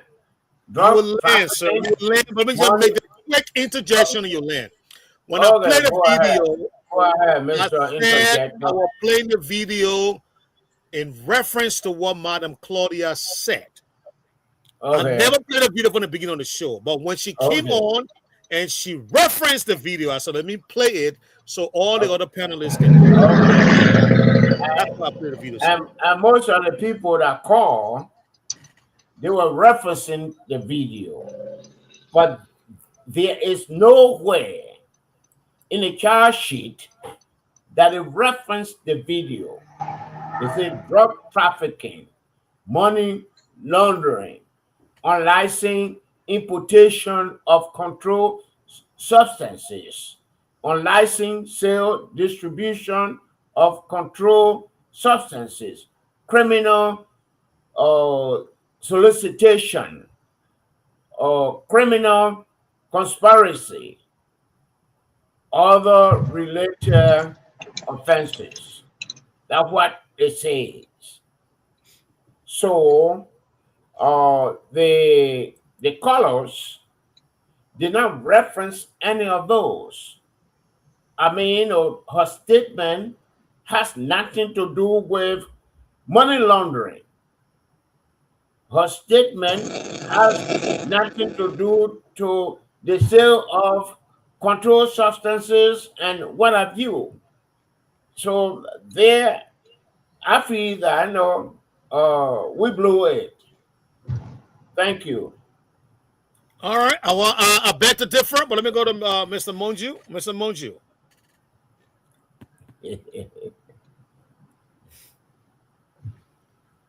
Mr. Monju, you are muted, sir. You are muted. So you really want to hear me, huh? So on this panel, I condemn the destruction of the 4.2 metric tons of cocaine. I think you all remember that. Those that were there at the time. Jua Howard coming from? I don't know. You should be good now, so you should be good. Yeah. Hold on, I got it. Yeah. All right, go ahead. Okay, so like me, Jua Howard Taylor condemned that destruction, of the evidence. But I think that shouldn't play a part in, whatever indictment they have against it. But what the government needs to disclose, and this could be critical, because if they don't do this right, Mrs. Howard Taylor will walk.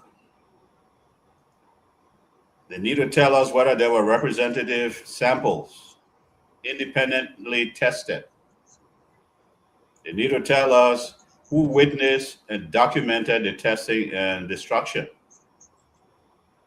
Whether defense representatives had an opportunity to inspect the evidence. They also need to tell us the weight, purity, packaging, and fingerprints that were documented, as well as the foreign labs that verified the substance. So it's this thing is just beginning, and it's not as straightforward as some of us, there's some people out there might think, oh, well, those are looking at it from a political lens. Might think, oh, she was in power. Gregory Coleman said it started in 2021. No, it's not straightforward. So those are things that the government of Liberia need to focus on for some of the forensic aspect, the chain of custody and all that sort of stuff that we're not known for. I think Mr. Nubo and Mr. Nipe remember the story I told about Zobanjo, right? Mm-hmm. Yeah. Yes. Right. Yes. Waterside, where this man in the early 70s went down Waterside. He was angry. He took his shotgun, a buckshot, a single barrel, and he shot some people. Apparently, people died and all that. And the Liberian police went there and started shooting at him too. So at the end of the day, when they arrested him, he said his lawyer, Joseph J. Chesson, say you didn't kill anybody. We'll get through it. And Zubanjo say, okay, I didn't shoot anybody. Because when they went to court, Chesed asked, where are the forensic tests? Bring out the bodies that the bullets went through. Where's the forensic lab to test the bullets so it showed that it came from Zubanjo rifle? They said, oh, but the people that they killed are also Madingo people, or you know that Muslim people, they buried them right away. So a lot of them were from Guinea.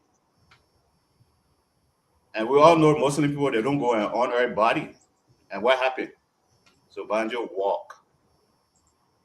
So don't be surprised if that happened. We have not learned anything. Sloppy. Alain. All right, Mr. Moju, thank you. Again, I beg to differ, but we're going to go around the table. Let's go to you, Madam Claudia. Thank you very much. I just want to say this. We know that Gregory Coleman is very involved in this. And that's only because he is the investigator. He's supposed to be involved. He's supposed to have information, just like we, the journalists. We have a lot of information, but does that mean I did the crime? Does that mean I'm the one that is soliciting or conspiring to conspire with criminals? No. But the question is this. We know that Gregory Coleman has even went to the extreme to arrest his own people in. And all the people, the patrol chief, the major crime chief, the CID commissioner were all caught red-handed. And we have something called snitching. And everybody's entitled and have their right to snitch. Sometimes the state can even minimize your indictments based on concrete information. All we know, Madam Howard is just the small fish trying to catch the big fish. You understand? So the questions from those that are calling, you have to understand, Gregory Coleman has the right to have the information that he knows he has. But it doesn't mean he has the right also to expose that information. Because we know Liberia now, Facebook and social media has become the norm of Liberia. And I respect that. And I encourage people to let social media help build our lives. Be well informed. Know everything about what we need to know in surviving out here in Africa. But it doesn't mean that because I know all that thing, mean I'm part of it. Right now, I can give you a whole bunch of information because I see more than anybody. But do you see me running to Liberian headquarters to say I see them one, I see them one? No, because I don't see much. Your evidence has to be concrete. It cannot be speculation. I can speculate anything because I'm not a political partisan. I can speculate anything against CDC, UP, or anybody. But it's not right to speculate. It's right to go by what is evident in this case here. We have big police people in jail. So that's all I wanted to respond to that. But I also want the panel to answer their question for me in going through all of these, answering our callers' questions or whatever.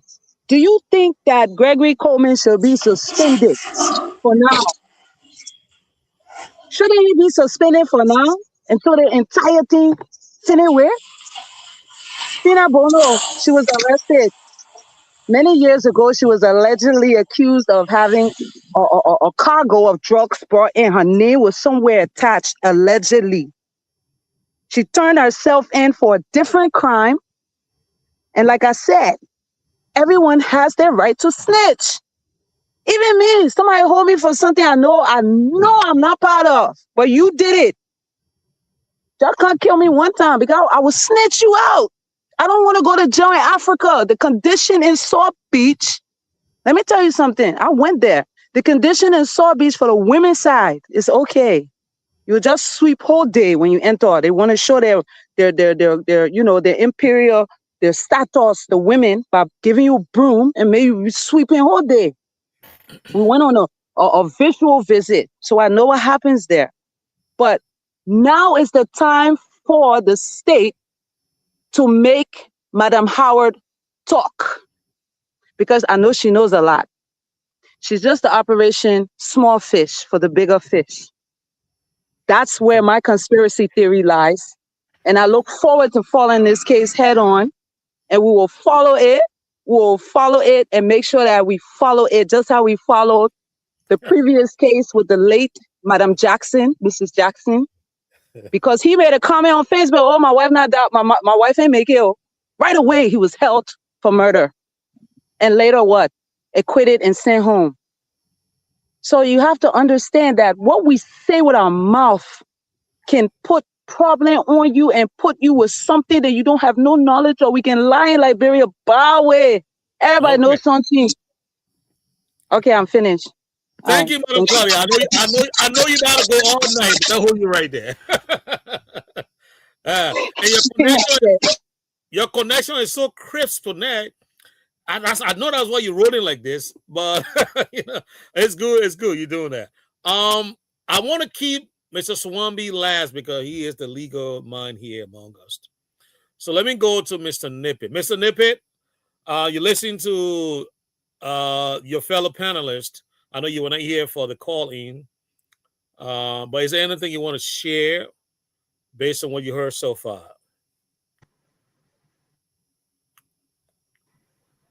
I heard the callers.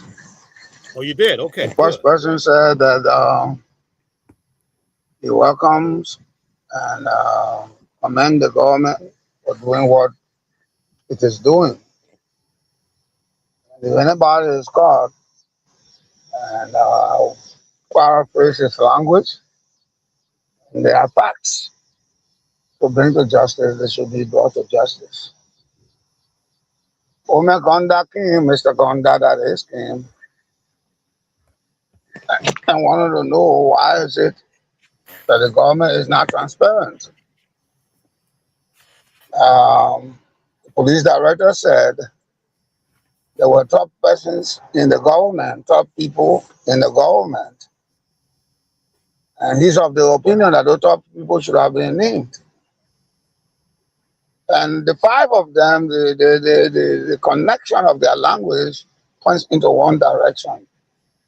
Police director said there were top people. Now, but what is a government? So the first thing they need to understand, what is a government?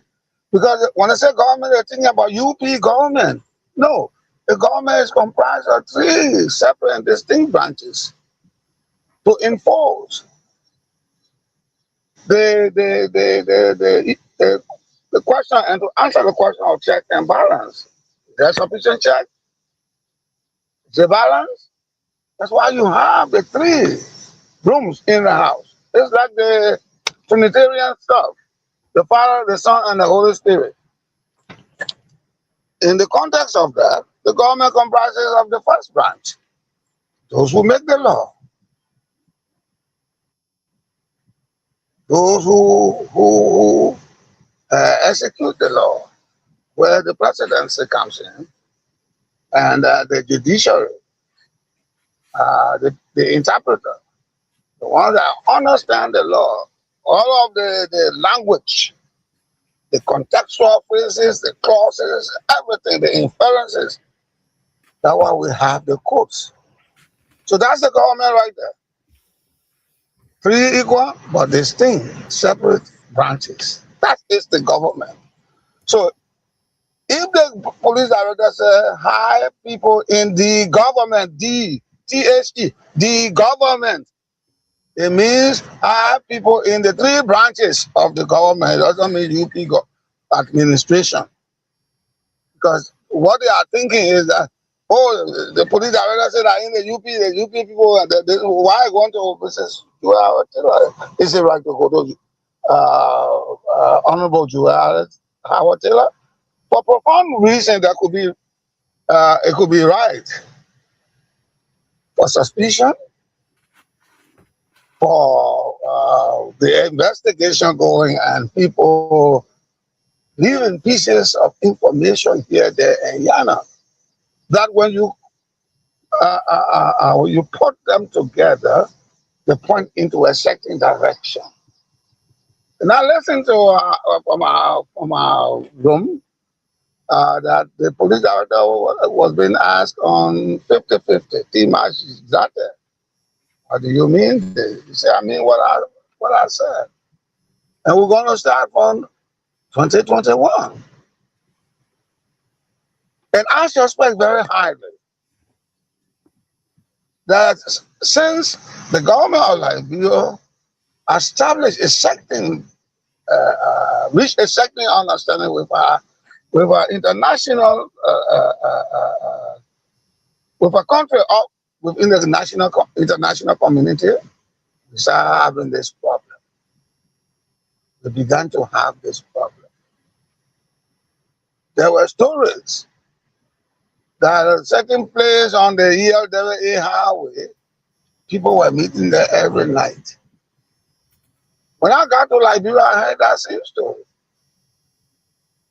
But I didn't want to attempt to go into that area. See, if you go there, you will smell it. It's there. They are doing it every night. So, there must be a reason why a former vice president, we have to be rational in our thinking and ask ourselves the question, why? Because the why will educate you and let you know that something happened. They say, where there is smoke, there is some fire. And in the Liberian parlance, they say something in that, they say something is in the cat's belly. So it's the police, right? Based on suspicion, high probability to go after the former vice president. I'm sure the police director had consulted the Justice Department, the Minister of Justice, bringing forth essential elements and getting the go-ahead to arrest Mrs. Taylor. Right. But the way they did it, I don't like the way they did it. It's in the rain, and they ordering her to come down from the car. No. That's the video that was played. No. That's what I heard. No. Finish up, Mr. Nippy. Finish up. Yeah, but you see, you always when you come like that, then you take up my train of thought. Okay, see, I'm sorry. Go ahead. I don't know how you do that on purpose to eviscerate my thought. No, don't accuse me of premeditated action. No, sir.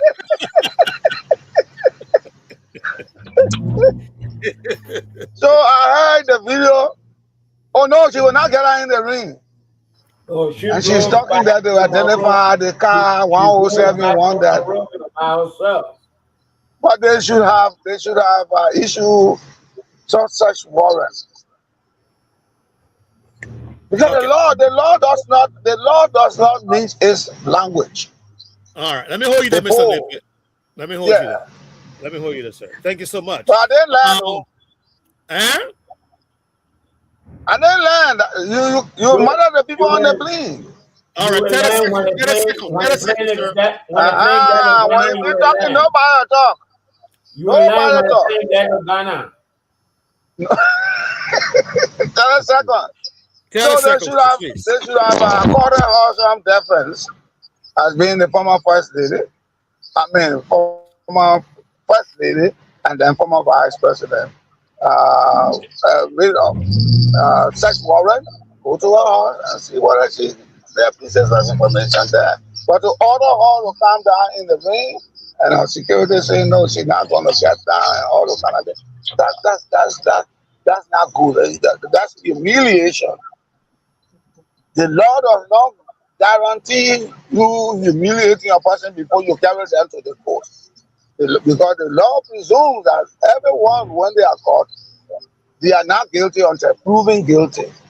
So you cannot just grab the first lady, the former vice president. That's our former vice president. Grab her in the street. And then Claudie was of the opinion whether Director Coleman should not step down. And if he were to step down, then the investigation will go as smoothly as possible.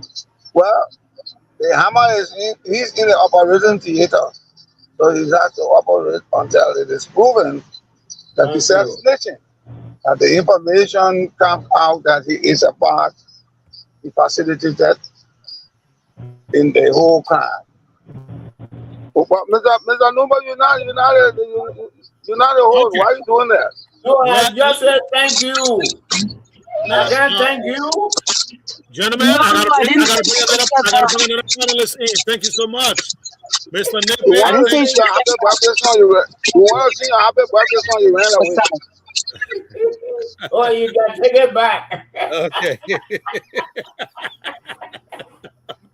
All right. So let go to let go. I will hold. Let me tell you one thing. I want to be very short, Mr. Swami, and I want to bring you in so that you can talk about it because there's another angle that I wanted to bring in and talk about it, and it has to do with Yeke Koluba. But I'll hold on for now. Let's finish with the aspect, and then we'll move on to the other side of the debate. Mr. Swambi, do you agree? I'm going off now of the call. I'm going from the callers. Do you sense any witch hunt into this? I mean, you explain to us legally here. If I know if Jua Hawatel listening to this tip tomorrow, or any other people that will feel very good because you dismiss everything that's happening here tonight. You like, as a legal defendant, lawyer, this is nothing, All right, so the government said what the government said. But as a legal lawyer, it is normal. But we're going to meet before a judge if we have a bench trial, or we're going to meet before the jury if we have a jury trial. And so if I am the accused and listening to you, I feel very relaxed right now. Okay, yeah, all right, that got rid of relax my mind. But please speak to the question of the callers. Do you sense any witch hunt into this? That's my only question tonight. I'm gonna re-echoing what the caller said. Well, your question is a difficult one, and it is not a stand-alone question, meaning a question that has a yes and no answer. And I'll pick it back on. I keep forgetting my brother name. I don't know, it's Juju or what have you. I'll pick it back on some of the things. Manju. Okay, Manju. Yeah, Manju said earlier that certain things have happened in Liberia before. I think where the color is coming from has to do with what I call the expectation gap in Liberia as far as the Liberian judiciary is concerned. Okay? We have three branches of government. From time immemorial, the judicial branch has been used by political leaders to target their friends, has been used by political leaders to go after their opponents. And as a matter of legal practice, the judiciary historically has been inept, opening itself to repute, opening itself to be discredited on grounds of corruption and what have you. So over time, people have developed a perception that nothing good can come from the judiciary. Now, on the sum total of what the government said today, just looking at it objectively, let's say this is an objective, free, impartial judiciary, I don't think I can read into it that the government is targeting somebody. Okay? If that statement had come from the Attorney General of you and our great Commonwealth of Virginia, I wouldn't be questioning it, but as a defense attorney, I will be happy that has been retained because the money has to show up in my bank before I show up. Okay? I'll be having my press conference tomorrow morning telling the government you're full of BS, and until you can prove something, shut up. That's how a normal judiciary functions. But I understand where the caller is coming from. On the sum total, I wouldn't say somebody that's been targeted because, again, I do not know what this government has it is still early. Okay, let me follow up with my question I wanted to ask before we went online. In the video we played before we went online of Madam Jewel House, I know Mr. Nui disagree with this, but I got to play this. I got to come up with my question. Madam Jewel Howard Taylor said that there is a place in Liberia where there's no law enforcement, where ships come in with drugs. Honorable Swambi, is that enough to call the former vice president into question? Or is there enough reason in that statement to want to question her based on what is obtaining in the country currently, as far as the drug proliferation is concerned? But as a matter of investigation, I think it is prudent to ask the former vice president of the republic, what she knew then when she was vice president about the so-called port or entry where there was no governmental entity and where drugs came in routinely. And if she knew then, what did her government do about it? And just as a matter of curiosity, investigation, we're talking about a lot of drugs here, something that could taint the country's image. So I, as a police director, I would want to know from the former vice president what she knew then, what she knows about our place today. Maybe she could be of help to me. Again, none of this shows that she was being targeted. But that statement alone, from an investigation perspective, is an interesting question. If I were the police director, again, in a functional judiciary, I would want to know from a former government official where she's talking about, what she knows, how can she help my investigation. So I don't see anything wrong with that. The other thing, though, that I will take on was the thing that my sister said earlier. She said the indictment involves a conspiracy, okay? One person does not conspire. The definition of conspiracy as it relates to crime is the same across the world. There might be, people might play on the words, but they all mean the same thing. There must be some meeting of the mind between one or two people, and it must involve some illicit activity. And just because you meet and conspire is not anything but yet you actually be on will to carry on that conspiracy. You must take some substantial steps towards the implementation of the conspiracy. So again, I caution everybody, we should take time and wait yet. This thing is not over yet. If it is true that we sought help, that Liberia has sought help from the United States, Great Britain, and other people, I will tell you, on the charge of conspiracy alone, a lot is still to come. Okay. Mr. Monju, any question or comment? I've got a comment. I've got an observation. I believe that Liberia will suffer what they call an institutional capture. You've heard about what does that mean?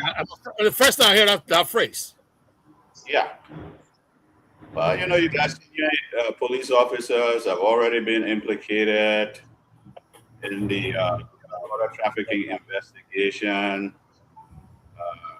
The authorities previously said officers help escort cocaine after it entered Liberia.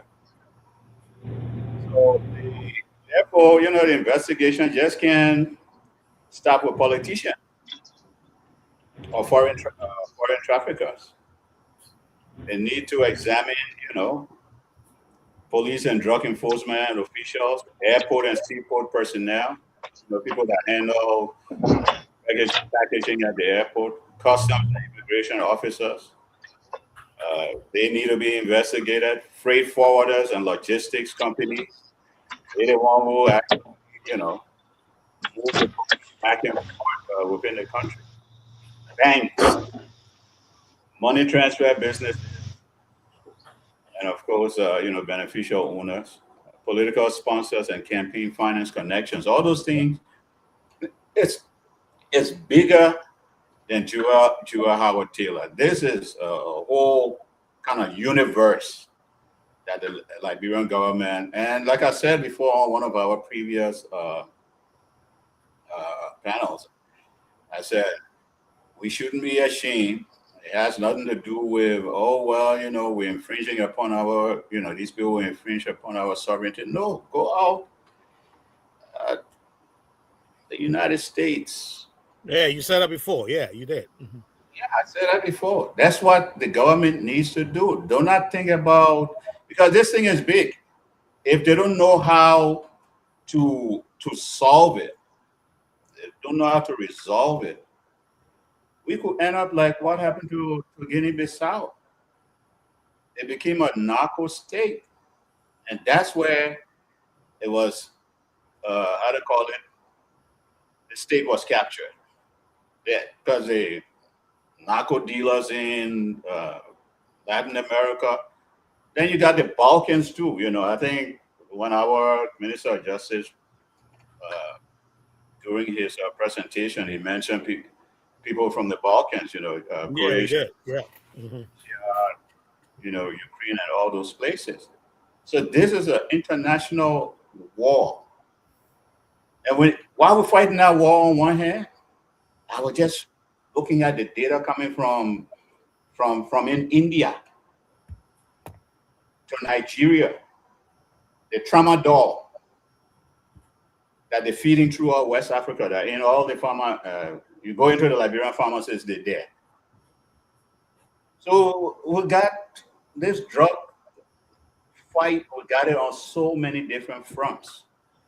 So we got to go out and, ask for help. The Indian government helped the, pharmaceutical companies in India that manufacturing these very, very dangerous drugs. Some designed for animals, but some humans, they take it because they make them high and they destroy them. Thousands and thousands of metric tons they have intercepted coming to West Africa. So that's one area that we barely hear about. The Ghanaians are fighting it because their children on drugs. I mean, it's just completely, it reached to a point, almost a point of no return, that they got to ask the Indian government to help. So look, let's do a root cause analysis. The root cause is we manufacture in India. Once you shut that down, we wouldn't see the flows into our pharmacies in West Africa. So and like I was saying, I don't know if I mentioned this previously. The stop that they made on the former vice president, I don't know if it was illegal. Was there a warrant for her arrest? I mean, what actually brought about that stop? Was she wanted? Those are questions we need to ask. You don't say, oh, because, the people not in power, we can infringe upon their rights and get away with it. Well, when they get the next group come into power, they probably would say the same thing and do the same thing. Yeah. Okay. All right. Thank you, Mr. Monju. Mr. Swami, I know Mr. Monju didn't ask question, but somebody he was inferring to a lot of stuff that I think you want to speak to. Did you get him?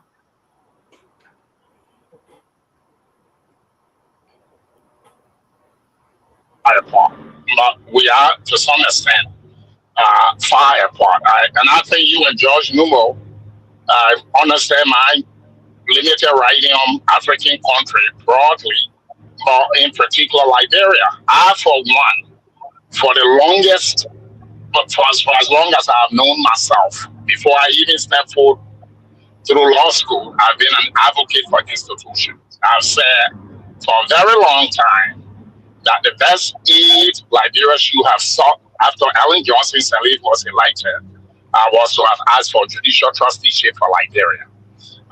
We don't have the institution, like he pointed out, what's coming in the country, how they are coming there, how they are impacting people. We cannot even account for it yet. Liberians are very people. We proclaim this. We are a serving country. And you can't be serving when you can't even control your border. So, it's time to cut through some of the red tapes.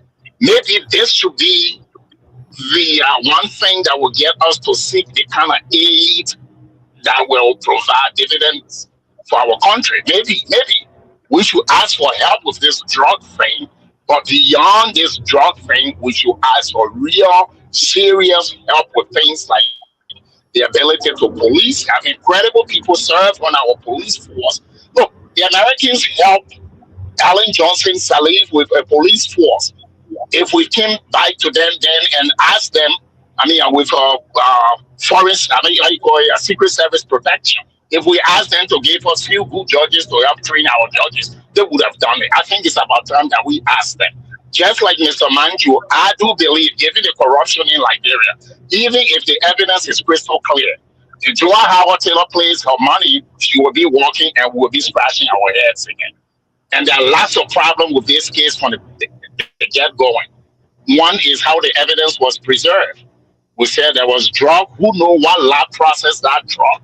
Who knows the chain of command? The next thing we look, the drug is being burned. Okay?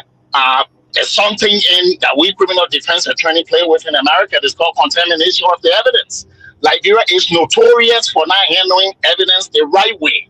Maybe you guys have forgotten what happened to the Lebanese man, 500,000 drug money. Okay, Philip Banks, who's teaching law in Liberia today, said that money became part of the national budget. How does a man who taught law in the United States, is appointed an attorney general, knows the federal rules of evidence, confiscate cash from somebody, and it migrates from the Justice Department into the national budget? That beats me. We might be heading to that same scenario here. So we ought to proceed carefully, and we ought to be on our knees praying that maybe this time our institution will show up for all of us, including Joa Howard Taylor, so that if she's innocent, she can get to walk. And Nina Point, the Salomon 12, the Bago that we're already facing in the country. Those are just some of the points that I like to emphasize. Okay. And look, my brother, I'm with you. They just so many. They keep piling up, right? You mentioned Samuel 12. I could go back to the Waterside border. That $1 million cash they took from that US dollar cash they took from that individual. The $19.2 million case. Just so much is happening. But I want to hold it right there and go to our sister Claudia. She's in Liberia, very late right now, gentlemen. Let's give her the chance to come in before she drop off, because it's almost 12 a.m. there with her. Thank you very much. So I just want to conclude that I'm so happy for my network. I just want to conclude that. We are very happy for your network. That network is good. I'll have someone take a picture of me so you can see how I'm literally out here like a monkey right now trying to find that network. So my son has this tree he likes to sit in. I'm in the tree right now. So anyways, the question was about political witch hunt. No, we know that during her vice presidency, she had a rough relationship with the then president, George Weah. So we know it's not a political witch hunt. I know for a fact it's not a political witch hunt. But when you talk about politics again, there's a question mark there. Because the county she comes from, Bone County, is it has the biggest block of voters, just like Minnesota has with Liberian immigrants. Has the biggest block, and we know Prince Moy is a big voice out there, could be the potential next president if he were to try to be, to contest. But we know that he is one of the largest voices as it relates to the drug case. He's always on top because we know, and I can share a video with you, that Kush, everyone voted this present government to take Kush from here. And we never knew Kush was cocaine.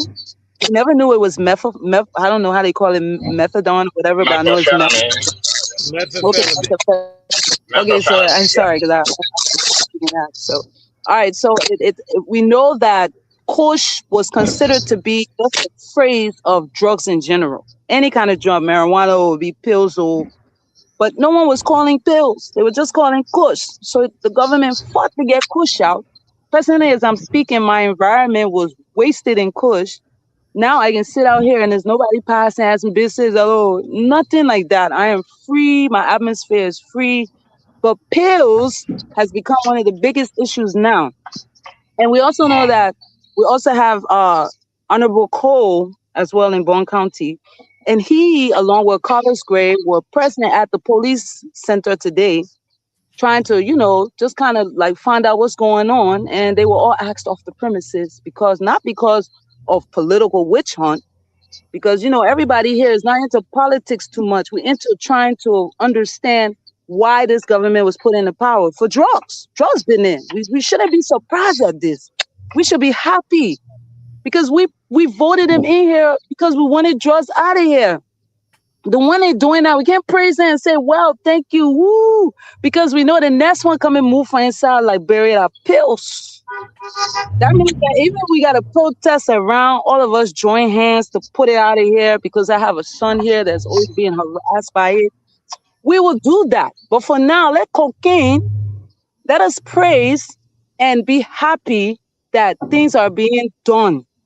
And we also have to understand when it's being done, we have to also give the law the chance. They can jab you. Or somebody said they saw you. Yeah, okay, but then let's go to the police station. Because they didn't arrest her for drugs. They arrested her because she was trying to leave Liberia. So the question is why? And we sanction you not to go. We said send your letter and explain to us what you know about 18 years. Because people say you know something. Instead of her responding, just like Senator Kone, the IG as well, these people are responding, giving their side of what they know about it. She didn't do that. She instead tried to leave. So we have to understand the ground of which she's being allegedly accused. Conspiracy, that is the main topic here. Because you can't launder money that you don't have. She said, according to her, the drugs was burned. All the evidence was burned. So how do you launder burn evidence? The drugs money that was apprehended, where is it? How do you launder that? So it's the conspiracy because she knows something but don't want to share the information. So we have to pray because I know in Sotheby's they are listening. She's listening to this. Trust me, I know for a fact. And I want her and everyone that knows that they're not part of this whole syndicate to be very honest here. There's no friendship when it comes to freedom. Because the person you defend, that person walking free or around here chilling. The money that they're spending to buy big cars, put 20 meters in their houses, you're sitting in Sotheby's because you have information on them. Let the government do its job. That's what we put them here for. No one should ever try to stop that from happening. That's what I'm saying. All right, Madam Claudia, thank you so much. Mr. Swami, I want to bring you in last because you're the legal mind here. Let's go to you, Mr. Nippet. Comment, question?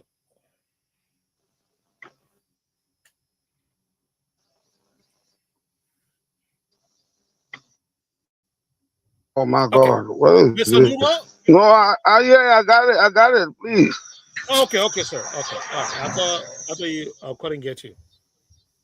You know, we're live on the radio now. We can't be too. Not my time, but you can go right ahead. No, go ahead. You want Eastern time I do now? If I were, no, that's the telephone gave me problem. Okay. If I were the police director, knowing that Mrs. Taylor had said there were places in the country where ships were docking and substances were unloaded and then brought into the rural community, I will invite her. I would have invited her. Absolutely. Because I would have invited her because consistent with what she will tell me, that will be a burden of proof that the prosecuting attorney will be able to use. Say, for instance, I'm talking about Sanoport, and no police presence and no CID presence and where they are.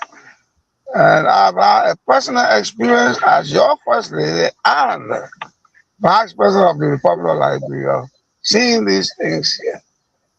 Could that be why in the previous administration she was detested, she was treated unlike a vice president and a female? That could be some of the reasons. But this thing not supposed to happen. And the power that be at the time vehemently protested, you can't be my vice president, you're seeing these things, so I'll sideline you. And she was sidelined. But I say again, the law makes no excuse for a person. Take, for instance, here in the United States, even though President Trump now for the second time was former president, he was taken to court. In Liberia, what happens in Liberia is so strange that when you have sat in an office, which is tentatively, it does not make you a law. Your personage is not upgraded to be a saint. You are an ordinary person, but you have an opportunity to serve your country. When you leave that seat, it does not preclude you from any investigation if you were to be investigated. When we start doing things that way, consistent with the law, not in violation, but consistent with the tenets of the law, we'll be getting somewhere. The right councillor talk about trusteeship, about judiciary, trusteeship, about judiciary. I think the trusteeship will be like what Monju said, grabbing something and holding onto it. It will be something like taking us back. Even though we're now colonized and this is not the ACS time, but it will be like carrying us back to that time. What I have observed in Liberia, they have had this workshop with legal luminaries coming from the United States and imparting the first class judicial practice to our lawyers and to our judges.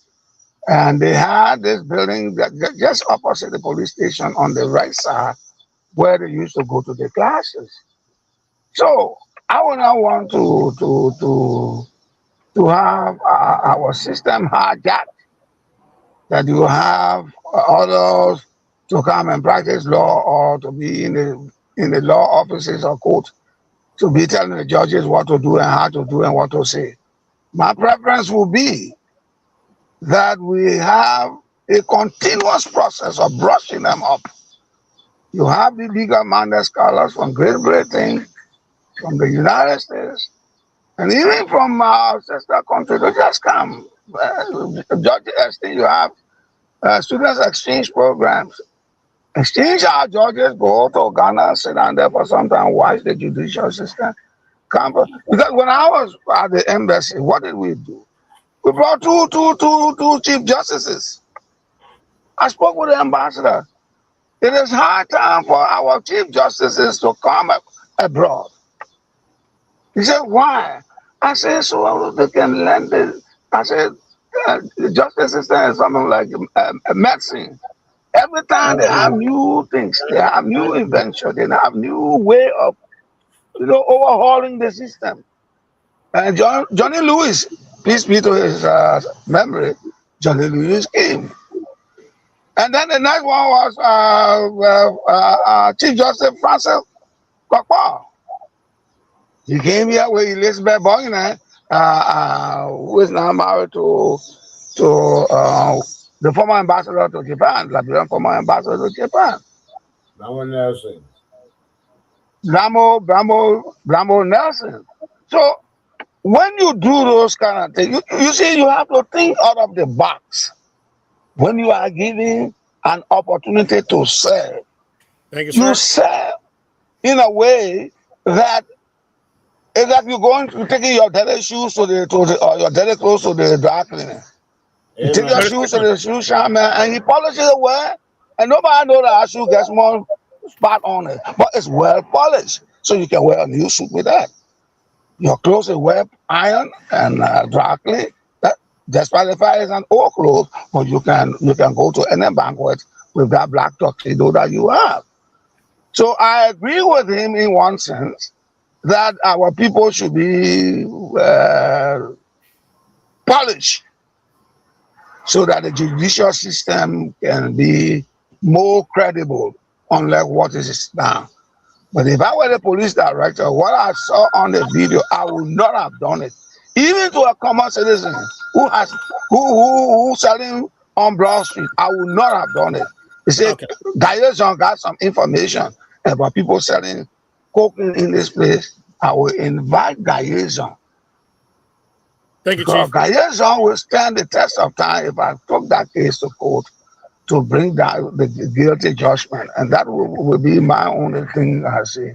Thank you very much. Thank you, sir. Mr. Nubo? Yes.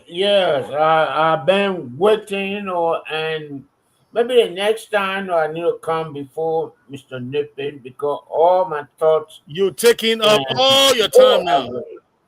All my thoughts can go away. You know, But Judge Nubo, but he always let us vacillate. but I feel that this is not a witch hunt. I know Joel Howard is highly educated woman. Is a highly educated woman. Well, let's say she's a lawyer. She's a lawyer now, so she's a Yes, member of the Supreme Court, the bar. yes, I know. And if the people at the airport went there with no warrant, she was going to talk about it. But in her vehicle, she said she was going to stop by her house first. Yes. To get her lawyer to head to the police station. So I don't call it a witch hunt. And secondly, she has made several utterances, even though the charge sheet did not talk about that, because some of them had no relation with a charge.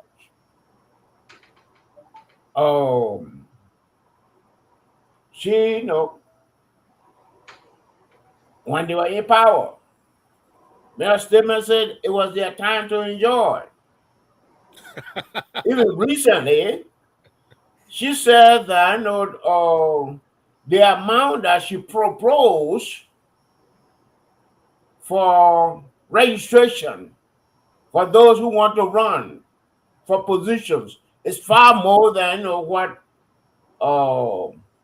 Chairman Weeder said. What Chairman Weeder proposed.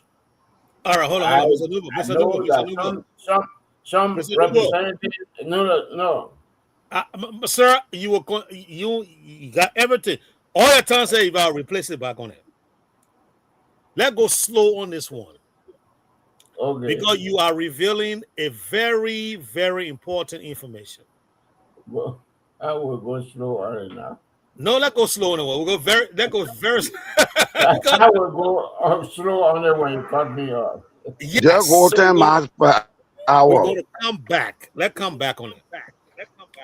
Are you saying, sir, that the former vice president is saying to the nation that the proposal that we know coming out of the National Election Commission is small. I want to go. That's why I'm saying let's go slow with the thing. Okay. Forget the big bowl. Let's leave out the big bowl out. Talk to somebody from Zaytown, please. Okay. Okay. My Zaytown people. Thank you. Before talk to the people of Benalu. No, I'm talking to Benalu people. Benalu people are quick people. Maybe I can talk to Plibo people. My Plibo people. Before Jonathan Widow made the announcement that presidential candidates should pay $10,000 to register, Joel Howard Taylor said presidential candidates should pay $15,000. VP $10,000. And there are details. I have to check my notes. So what she proposed before Widow came out is more than what Widow came out with. And I have information that after Widow came out with that, some senators and representatives met with Widow for Widow to increase the amount, perhaps going to what Joel Howard Taylor proposed.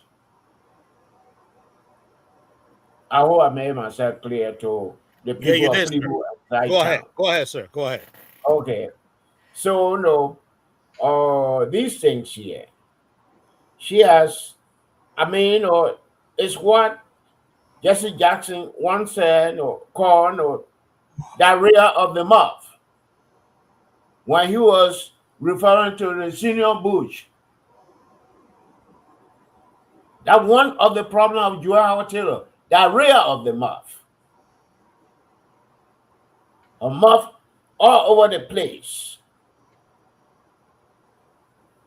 And I'm not saying that's why she charged now, because the charge sheet did not list diarrhea of the mouth. But if I was the police, I would have add that there, that she had diarrhea of the mouth. So, I think she earned the charges. And I didn't hear her, they were doing a recording in her vehicle. I didn't hear her saying that there's no arrest warrant. All she said was that she wanted her lawyer to accompany her to the police station. Yes. Thank you. But I will call the lawyer or the police station tomorrow to add diarrhea of the mouth to the charge. Okay, let's leave that. That's what I wanted to do. Mr. Swami, I know you're back with us. That's very good. I don't know if you heard Mr. Nippy and you heard Mr. Nubo. But is there anything you want to add before I go to the closing part of the discussion? I want to bring you another, side of discussion that I think is very important because we got to talk about this. That part I want to bring in. It could have been a whole new section of this thing. Just take away all that happening now. That part of it could be an entire, probably 2-3 year investigation. But anyway, Mr. Swami, let me hear you, sir.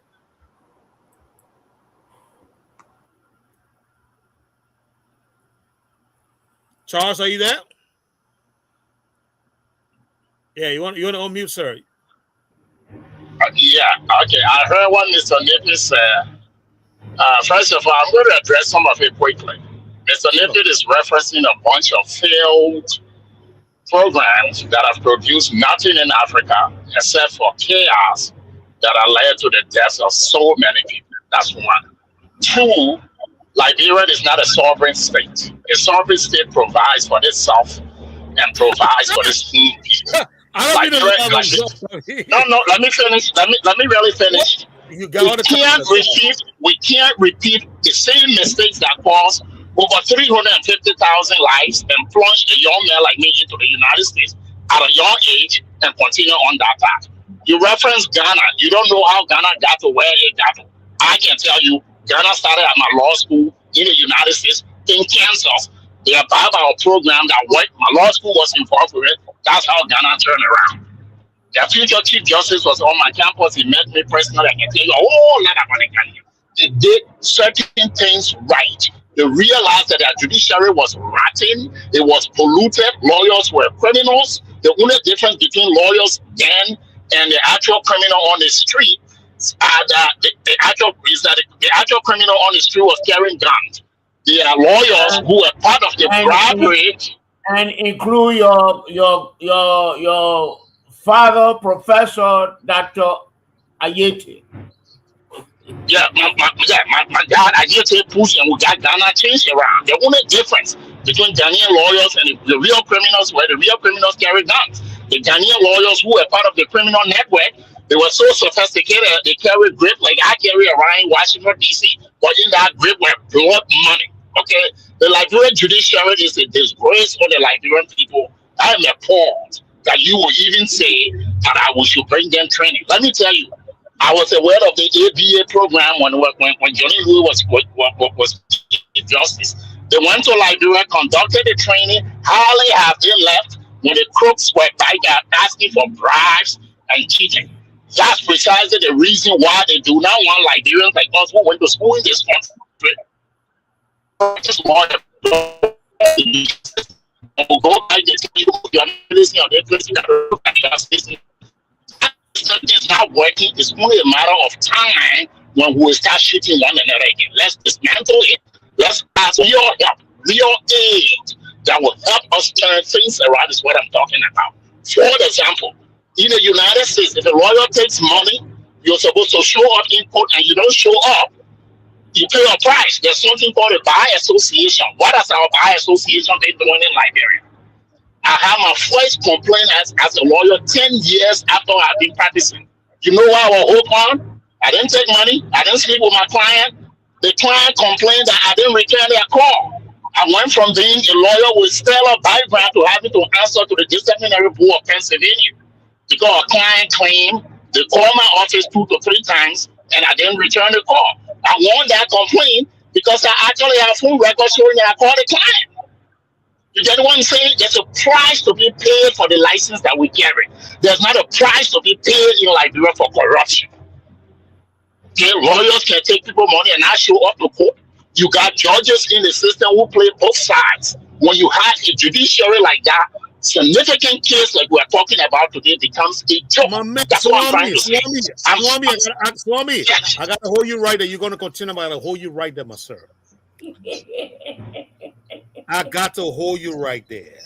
Look, I don't know. Hold him right there.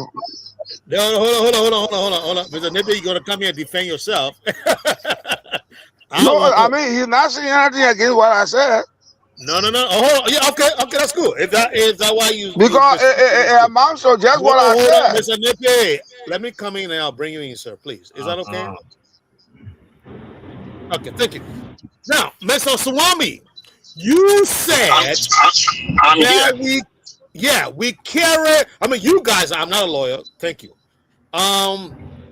You said we carry the badge or we carry the license for a reason.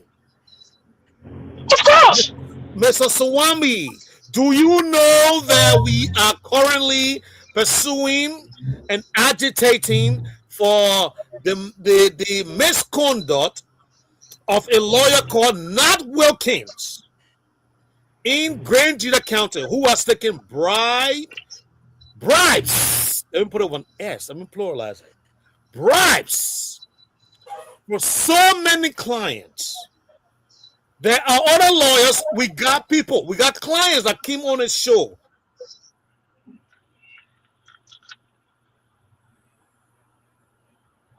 You are muted, Archie. Oh my God, Mr. Nubo. Why you didn't say that in a long time? Hey, man. No, I heard a lot of what you said. I know, man. I know my finger just hit the thing. I know I wasn't muted like that. My finger just hit the thing. So I took I be moving. I'm an African man, so I show, I show emotions. Slow down your gesticulation. Okay, I was sure I was. Let me ungesticulate. That's my own word. Don't hold it. You know, acting for the action. Yes, I do. I do, sir. I do. But, Mr. Swami, we have an organization called the Grandview Bar Association. I know you don't practice in Liberia, and you made it very clear from the beginning. But speak to us from just a lawyer point of view. And from what I heard from you tonight, you are what we consider a very experienced lawyer. You're practicing in my area, in the DMV, and then in the Commonwealth of Pennsylvania. Should the people of Grandview call for the dissolution or the Liberian Bar Association call? I know this is a completely different beg, my people, but because of what Mr. Swambi said, you know what? I'll take that back because this is going to pull off completely off track. I'll take that back. Swami, I'll talk to you in the back. Mr. Napier, let me have you respond to Mr. Swami.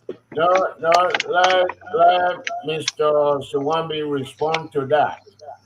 But it will take us off track, Mr. Nubo, and I don't want to do that. I'm taking Mr. Swambi, to Hapo. He will be your southeasterner. Yeah, I want Mr. Nippy to come in. Let Mr. Nippy come in and respond. He will not let me come in. You know, Judge. They are on the same page. So when I was taking to Sassan for the next 30 minutes. Okay, no, hold on. Okay, did he say they're on the same page? If they're on the same page, no need. No. Let me bring in the next topic. Don't put a noose around my neck because Councilor Swami would not like it.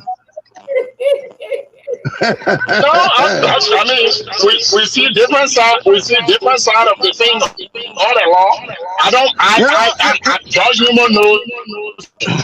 I don't believe before it's a waste of time, but I believe in selected here that can help for us, for a country that saw a lot of killing.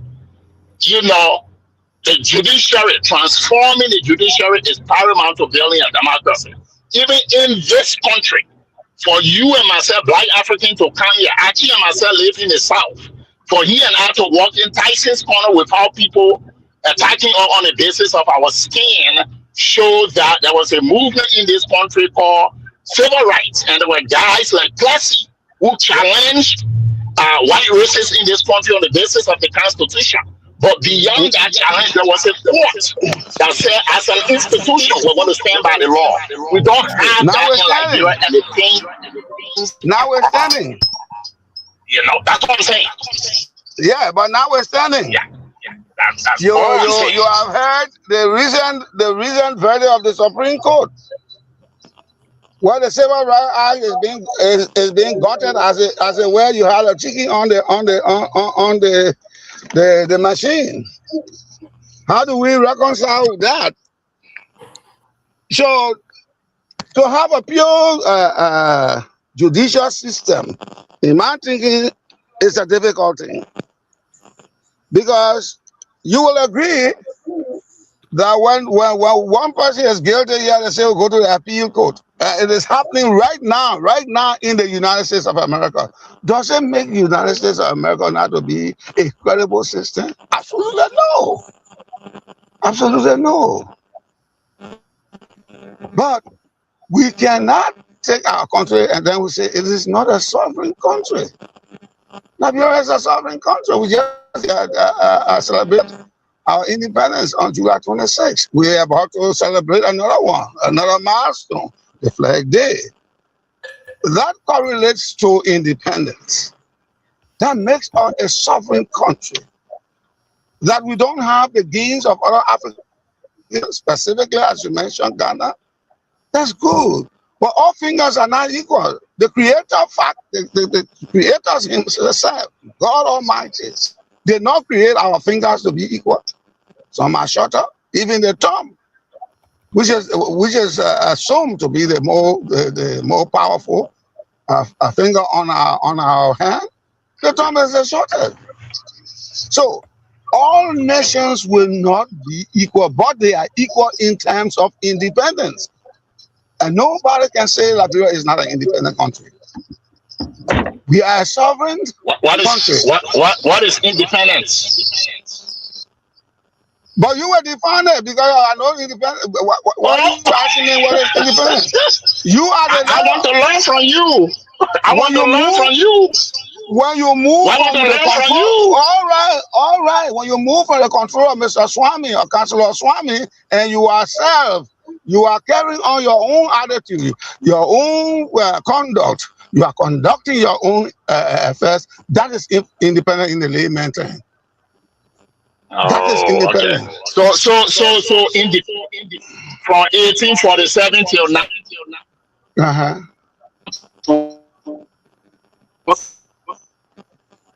Oh. You going to? No, you he's see? driving. No, he's driving. But myself, I'm driving too. Myself, I'm driving. I'm a car here. I'm driving. Okay, but you aren't driving in the same location. Because we turn around and steal it. Is that what you call independent? The network, you know. Why you be independent? When you can do things on your own. You're not on Councillor Swami farm. You're not dictating to you what to do. You're doing things you want to do. I just want to learn from you what this independence is. But that's what I just said. It's self-mastery of your own destination or destiny. Is that what we have in Liberia? That's what we have in Liberia. Nobody telling us what to do and how to do, go about doing what to do. All right, so it's good that we were allowed the guy in Grand Judah to be taking the people money. Yeah. Oh, because you are independent doesn't mean to say you don't have criminals. In the United States, here you have criminals. And the magistrate to go to the missing. Yeah, but when you are a magistrate here, and you are caught taking bribe, you know what happened to you? Yes. So that's why you are defending, right? Mr. Nippy, Honorable Nippy. What are you talking? What are you saying? What am I defending? You defend the magistrate or going to the missing boys and say you're going to $50,000. Did I not speak on that? I got notes for every day. No, that is independent, right? When somebody go to somebody's place, no, that is extortion. Okay, but that's what we're doing right here. That is extortion. But to say Liberia is not a sovereign nation. It's not a sovereign nation is where I disagree with the land lawyer. From the Supreme Court down, you can call it they gave me that prophet key. From the Supreme Court down, that's what they're doing in our country. Thank you. Everywhere they do the same thing here. That's not true. That's not true. What happened? No, you're wrong. You are wrong. You are wrong. What is happening? What is happening? I have practiced in this system now. You are the lawyer. Give me a chance. Let me learn from you. Let the man come in. You see that? You see that? That's not good. For the last 15 minutes. Look at trouble. Look at trouble. The man was having internet problem. Now Gentlemen. Gentlemen, even though anyway, let me come back to your issue and address it before we go. Hold on, sir. Mr. Swami, hold on, please. I beg you. Even though it's 12:34 a.m. in Liberia, we still got people watching us. Let people still learning, my people. I beg you. Let go one. Let me say what I want to say. He has a noose around my neck. So let me slacken that noose. Okay, hold on now. Mr. Nippy, hold on, I beg you. Hold on. I'm going to give you 2 minutes to respond because I will take one. We are pressed on time now, so I'm going to keep the time. I will take one. So 1 I'm minute. bringing to the land attorney or counselor are bringing a case in point. The Abrego Garcia case. What happened to Abrego Garcia's case? Is that justice here? You want us to talk about justice? Is that justice here? When they You try want me to to answer free that me, question? when they try to You free want me me to answer all it? kind of way, please answer, sir. No, Hold on, please. Hold on. No. Let Mr. Nippy take the 1 minute or 30 No, hold on seconds now, Mr. Nubo. and make his case. Mr. Nubo, I'm timing the thing. We should not have back and forth. Mr. Nubo, I'm timing the people now. Hold on. Okay. Thank you, sir. And Mr. Nippy, all right, you 30 seconds. No, let me make my case. Allow Mr. Nubo to make a case, please. I'm timing the Mr. Nubo, please. Go ahead, sir. In our history, it is written, and in fact, it is stated, on July 26, 1847, we declare independence to become a sovereign state. We know push me here, push me back to do our own thing, marshal our own destiny, to do the things that we feel justifiable to do. So that we was independent. If you talk about the judicial system, we all decry the judicial system because the poor man is not giving justice. Justice here is to the biggest bidder, the person who has so much. But by the same token, and at the same time, what is happening on the cocoa side, on the Missy side here in the United States, you have cases where the justice system is going haywire. And I bring one specific case into, there are several, but I bring Abrego Garcia. Abrego Garcia was taken from here and from Maryland and sent to a different place. Judges said, no, he's not guilty. But the power that be said he is guilty. How do you reconcile that? How do you constructively reconcile that? Is that justice? Even as we speak, the Civil Rights Act was gutted just recently. 30 seconds, sir. Is that the justice that you are talking about? Learning, therefore, my conclusion is that you have these inadequacies even in the Western world, as it is in the Republic of Liberia. And it's even worse on their side. That should be the light of the world. It is on the side of Liberia. Do I agree with the 300,000 persons that were killed? Absolutely no. But it's because of this indifference, political indifference, and we interpret that to be law, and we bring that into the discussion. When you've come to realize at the end of the day, we disengage. Instead of coming together, no, Mr. Nubo, don't do that. Allow me to handle this, please. Man, don't do that. Do this, I mean, you can't allow the man to talk the whole night. No, I'm not talking the whole night. You talk more than me. You're making this too long, Mr. Nubo. Relax. I got this. Every time I reclaim my time. 10 seconds, sir. 10 seconds. Go ahead. I'll reclaim my time. 10 seconds, you will talk for 1 minute. Oh, Jesus Christ. 10 seconds. Mr. Nubo, trust me, sir. Trust me. I got No, I'm looking at the clock. It's okay. So, I got my own clock. Go ahead, thank you very much. Please back me. Please protect me. All due respect to Councillor Swami, all due respect. I think you have Coco and you have Missy. You have the right side, you got the wrong side. That's what life is all about. All things can never, ever be equal. There's nowhere in the world that all things are equal. Secondly, in Liberia, we cannot be put on the same scale like London, like America. And even if we were to be put on that scale, they have their own disparities in their legal system. I stop right there. Thank you, sir. Look, gentlemen, I got. First of all, I want to appreciate each and every one of y'all. Y'all know what time is it right now?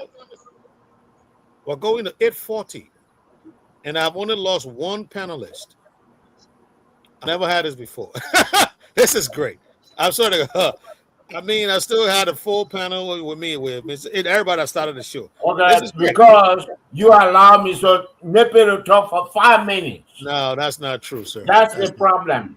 That's not true. That's the problem. And Okay. everybody want to come Mr. on and Nemo, you wait. don't go 15 minutes. It's okay, Mr. Nubo. It's okay. Let me go to Mr. Swami. You agree that because you are the legal practitioner here on the panel, I want to come to you last. So let me go to Mr. Monju. Mr. Monju, is there any question or comment you want to add to this? No, you know what? No. Hold on. Mr. Monju, hold on. Don't say anything, sir. Let me go to Mr. Swami. Let he respond to Mr. Nippy. Then I gotta go to another topic on the same discussion because this is so big. Let me just say I don't have much time. All right, man, hold on back. Give me at least 20 minutes, I beg you. Mr. Swami, please come in. Well, how you call it? I've forgotten his name. I think he's missing. Mr. Nippet is missing emotions with fact. Where he's erring is this: nobody has said that civil rights was not honored as such in the United States. In fact, if you follow the history of this country, you go from slavery, you go to Reconstruction. Always, the power that be from the South has always sought to roll back the law. It has been a continuous struggle. Okay, nobody is saying that there's not those attempts. But the one thing I will tell you about our judicial system is they have fought back. The lower federal courts are still applying the law, irrespective of what the Supreme Court says. Okay. Now you talk about Abrego Garcia. You're missing a point. Abrego Garcia was deported. A federal judge sitting in Baltimore said, "Bring him back." He was brought back. Charged him again. Mr. Swami, can you adjust the camera because we don't even see you at all? Okay, you can see me now. Very good. Yeah. So Mr. Garcia was sent overseas.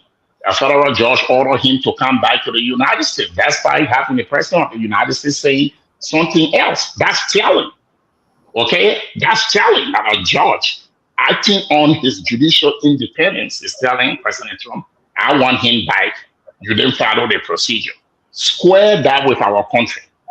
Let me give you one example. Our country that says that banning a sitting president who participated in committing war crimes cannot be banned because you violated her constitutional rights. Let assume that I agree with it. That Supreme Court ruled and said, oh, we are remanding this thing back because we realize that the victims also have the right to justice. No, it did not happen. You cannot compare the United States with Nigeria.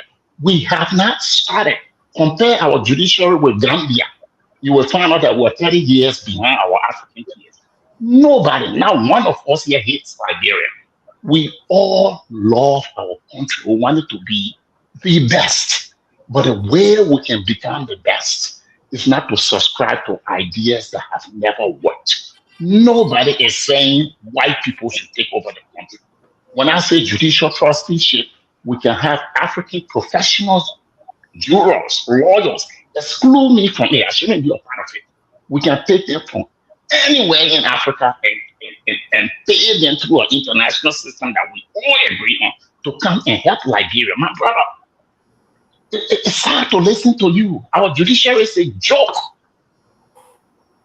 It's a joke. Lawyers take bribes, they take people money, then they give the judges their own share. Things don't get done. People are getting frustrated. You understand why people are cutting one another in the street with machetes? It's because the justice system is not working. We can't throw money at it. You talk about independence. I want African countries to be independent. I want to be able to go into a hospital in Liberia and be able to get injection whereby I won't fear that the nurse was not trained right, she will hit the wrong vein. An independent country feeds its people. An independent country controls its resources. An independent country makes things that it wants and its people need. Liberia is too old. 1822, we declared independent 1847. We can't even make whatever people use out of rubber to reduce disease. We can't make it. Condom. Independent. Our president go around the world begging for pennies, but they are sitting over wealth. They give them penny and then they take more resources from them. It's not an independent country. The vast majority of the continent is run by sycophants and dummies, if you want me to tell you. That's what I'm decrying. I'm not saying I hate Liberia. Language, Counselor. I'm not saying that I want Africa to do better. Then you and myself will not be here. Then the children we have will not be here. That's what I'm saying. Well, I think we're singing the same song. Mr. Swami, we're singing the same song because I did mention about having George's exchange program. I'm going to have to mute you both because you need to hear me. I beg you. Am I being heard, Mr. Nubo, Mr. Gamonde? Are you being hearing me, Mr. Munju? Mr. Munju, check out. No, he's still here. He's still. Mr. Swami, do you hear me? You're live. Yeah, I hear you. Thank you, sir. Thank you very much. Yeah, I wanted to make sure that I'm getting through. Gentlemen, I think we're going to hold on the other side of the conversation. Mr. Nepe made his case. Mr. Swami made his case. We're going to keep it that way. I want to bring you another angle in the last 14 minutes that we have. Gentlemen, it's almost 1 a.m. in Liberia. I got to have my student people go to bed. They got to go home to the family. I know some of you have seen this, and I want to start with you, the legal man, the person here, Mr. Swami, that Mr. Yeke Koluba said that, I'll go to you, Mr. Nubo. Let's start with you, Mr. Nubo. Yeke Koluba said, former representative Yeke Koluba said, or should we say a suspended Yeke Koluba said, or expelled Yeke Koluba said, that he's former. He was expelled. Yeah, he was expelled. So he's former. That's right. Okay. Former Representative Yeke Koluba said that her name, the Madam Finda Bondo is beginning to talk. That's why former Vice President Juha Watila was arrested. Is it true that you think that Finda Bondo, in spite of you not having all the evidence and anything to that, but do you think there's any truth to what the former representative is saying? Well, I don't have any proof, and I have not heard that. But what I heard is the company that built Finda Bono out is being questioned. That's what I heard, because there are some irregularity, in that company operation. So that's what I know. I don't know. I have not heard, Yeke Koluba. Yeke Koluba is not credible, and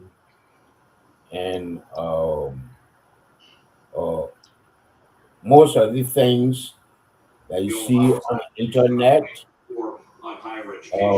anti-government utterances come from Yeke Koluba. So no, I don't know why a spoon they keep him there, but he is not a credible person.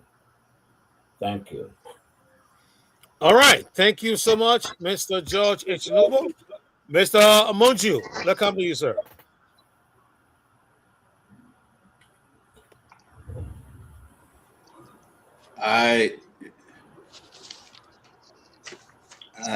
I really don't comment on anything that comes from Prophet Key, the likes of Prophet Key. I just don't. So I'm sorry. No, you can call him that prophet key. I said those two people. I don't comment on anything. I Those just two don't. people. Okay. All right. You wanted to come in previously. Let me have you say your piece. Yeah. Basically, what I was saying, what I was about to say. So, we have a former VP behind bars in custody. I guess that shows that no one is, above the law. That said, the real test, however, will be, whether the government can present credible evidence, chain of custody, forensic evidence in some cases, and basically conduct a fair and transparent trial. Follow the money, expose the entire network, and prosecute everyone involved, regardless of political party, position, or personal connection. What we need in Liberia, and we need it critically. We need justice, not spectacle, accountability, not selective prosecution. So let our VP, have a jury of her peers determine her guilt or innocent. That's all I got to say. All right, gentlemen, I got to run. No. Before you go, I beg you. Give me 1 or 2 minutes of your time. Because I think you bucked the trend there. From what Mr. Swambi was saying. I mean, can you go back to what I missed my train of thought right there. I'm sorry. Please. They were very fast on me just now. From the beginning, what did you say? I beg you. I said, so we have a former VP behind bars in custody. So that shows that no one, if you look at it on paper, you would say it shows that no one is above the law. That's what I said at the beginning. Okay. I mean, you said something. But I said, however, the real test will be whether the government can present credible evidence, maybe, strong forensic evidence that would prove guilt. A chain of custody, perhaps, that would prove guilt. Bank transactions, all those sort of stuff, Yeah. But basically, it should be a fair and transparent process. That's what I was saying. And okay, that's great. That's great. So now that you repeat that, you see, it came right back to me. It keeps flooding back to me. Because Mr. Swambi said, we don't have a judicial system. He dismisses that. But you seem to think that you seem to take another view of that. And we are not independent. You missed that. Yeah, he also said that. We are not independent. Well, let me say something. And the judicial system. Well, he said that, and if you're Liberian, if you've been keeping an eye on Liberia in terms of what's going on, in terms of the judiciary, yeah, he's right. The judiciary system is not impartial. It's contaminated. Then it can easily be bought. If you got money, you can pass through that process, bribe jurors, stuff like that. Yeah. But you were just saying. And a case in point. Now, I'm not sure whether she will be trying Liberia. That's why I said, a judiciary, jurors of her peers. I'm not sure she will be, and I got a gut feeling that she will not be trying Liberia. Where do you think she's going to be tried? Well, the Westerners, they have a way. First thing. Oh no! Hold on. You're bringing a whole new angle into this. No. What? Where? That's why they call us a transshipment hub. That means it's a transitory process. The shipment is in Liberia and it's going to them. Okay. Okay, but what has to do with any? So that's why Maduro That's why Mr. Hernandez from I think it was Nicaragua, and then who else again? Noriega. Noriega. Yeah. They say you take your cocaine and you send it to us. So we got a right to try you. That's why Maduro is in New York now, in prison. They could do the same. They could use that same theory to bring, VP Howard Taylor to the United States or to Belgium or to the Netherlands. They can apply that theory. Maybe the lawyer here can tell us the name of that theory, but I'm sure it has a name. Okay, so let's go to the lawyer then. Mr. Swami. Again, I'm going to be brief. I'm going to be brief because I'm a daddy of two, and I got to hit the bed soon. But before my wife gets mad. Yes, sir. I agree with you. Okay, so here's the situation. Mr. Manjul is right. Okay, but as I said, from the law's perspective, to bring Joao Howard Taylor in the United States for trial for drug dealing or the alleged, because it's an allegation at this point, have to have had some connection to the United States. You have to impact the United States. For example, maybe, again, like I'm saying, we're talking serious now. We're not talking about Nigeria and the joke it is. We're talking really serious stuff now. Maybe there's something in the indictment that you and I have not seen. My man, I disagree. I disagree with that comment.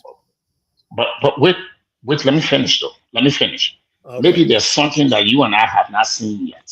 No, but you can't speak to my country like that. I can't speak to a country like what? My country Liberia like that. But go ahead. Oh, okay. Sorry, sir. But maybe the draw, our final destination was the United States. The United States is a tremendously powerful country, like I said, when it comes to criminal investigation. Maybe the drug were destined for the United States. Maybe somehow the drug impacted was destined for England. Like my brother said, is that Belgium, somewhere, some other European countries? Those countries will have jurisdiction in this matter as well. So they can take a look at it again, our judiciary, and say, hey, you guys are now up to the task. We are better equipped to try these people in an impartial judiciary, just like my brother said. So we're taking them from here to the United States. We're taking them from here to Great Britain. We're taking them from here to Belgium. We're taking them from here to Paris, France, where we think we can try them and give them a free and fair trial. That's not unheard of. The other thing also that somebody said today, I was the Finabondo thing. Now, like my brother with whom I was disagreeing, I don't give much credit to anything that comes from Yekekoluba or Prophet Key. They are not just my guys, period. I'm going to leave it like that. But if somebody is in a jam like Finabondo, if I'm being hooked on something else, it's not common. We do this as defense attorney. We do it in the United States. Maybe the government wants some information. There's something in the background that my client knows.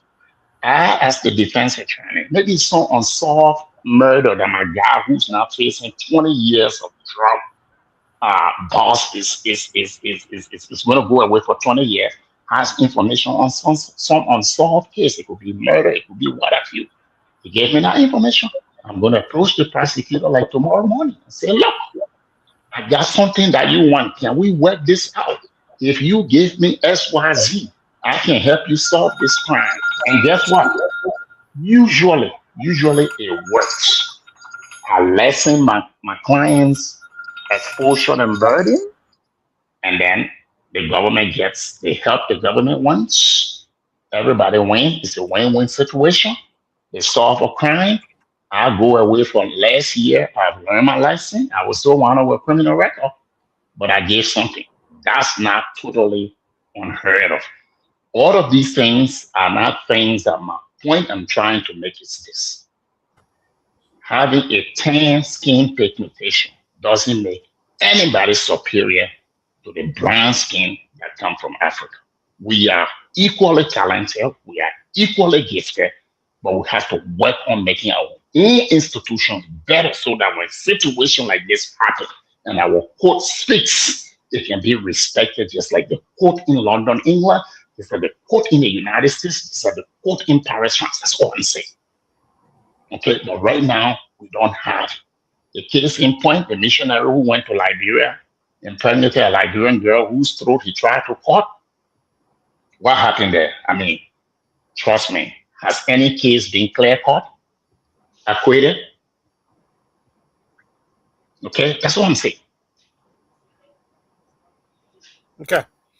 Mr. Swami, yeah, I'm glad you brought up that missionary case. But let me go to Mr. Please, I know you got to run, but please give us few minutes more, because we're going at this is 1 a.m. in Liberia. I have to tell the student to go because I couldn't keep them online. So we are not online right now. I gotta let all of y'all know that, because it's too late to keep the guys in the studio. So I'm gonna take at least 10 minutes of our time. It's 9 o'clock here in America now. 10 minutes, gentlemen. Yeah, African man, always 10 minutes. I know, right? No. I'm gonna stay with it. Trust me, Swami. I'm gonna stay with it. 10 minutes. Mr. Napier, I want you to respond to Mr. Swami. You got 2 minutes, sir. I beg you. Let me come in there with a disclaimer. I'm not a lawyer, even though I did small thing there at the university. He is a lawyer. He was taught on the strength of his legal empowerment because he knows the law. I am not a lawyer, but that does not negate the fact that I cannot ably defend my country when it comes to all fingers not being equal. We are all not the same. Do we have some impediment? Absolutely. Do we give justice to the highest buyer or the person with money? It happens. But in some instances, we try to do our best. To discount, and I don't want to use this word disparage, but to discount the Republic of Liberia as not be. That's why he and I could go for the next 10 years. We'll go on that. It will be like my friend Ian Yak and Dr. Famula. We will go toe to toe on that. It will be like Dr. Famula because he is not accepting the view that I'm trying to propound. The fact that he is a lawyer practicing law in the United States of America does not clothe him with every information about our law system in Liberia. There are negatives and there are positive. In the same vein, he will agree if he cares to.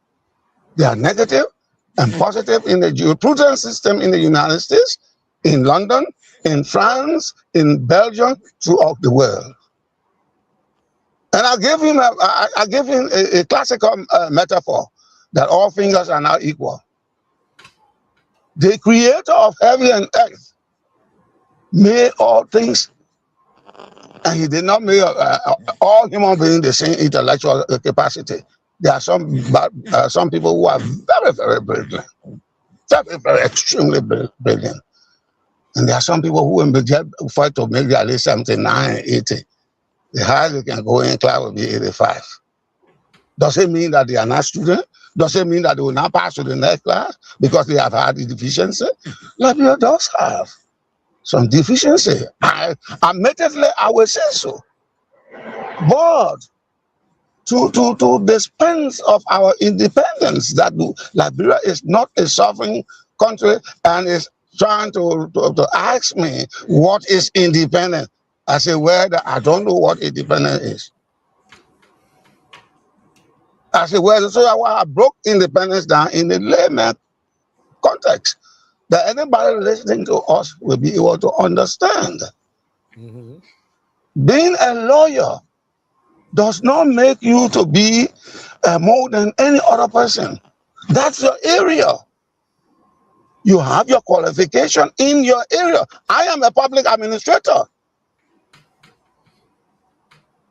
I am not a lawyer. But did I do a little bit of the law 101, 102? Yes, I did it. I did it.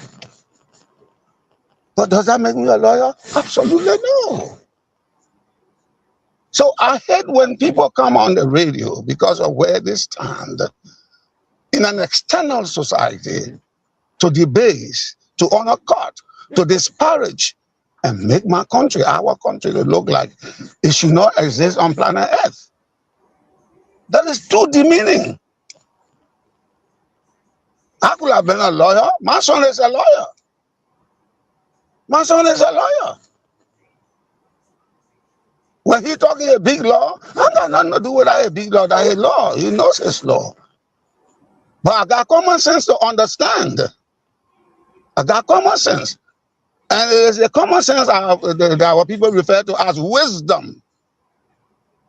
I am clothed with sufficient wisdom to understand the bandwidth of what they call an independent country. All right, 30 seconds. No. Let me learn, please. He talk about rubber, finishing thing. We've been on this set.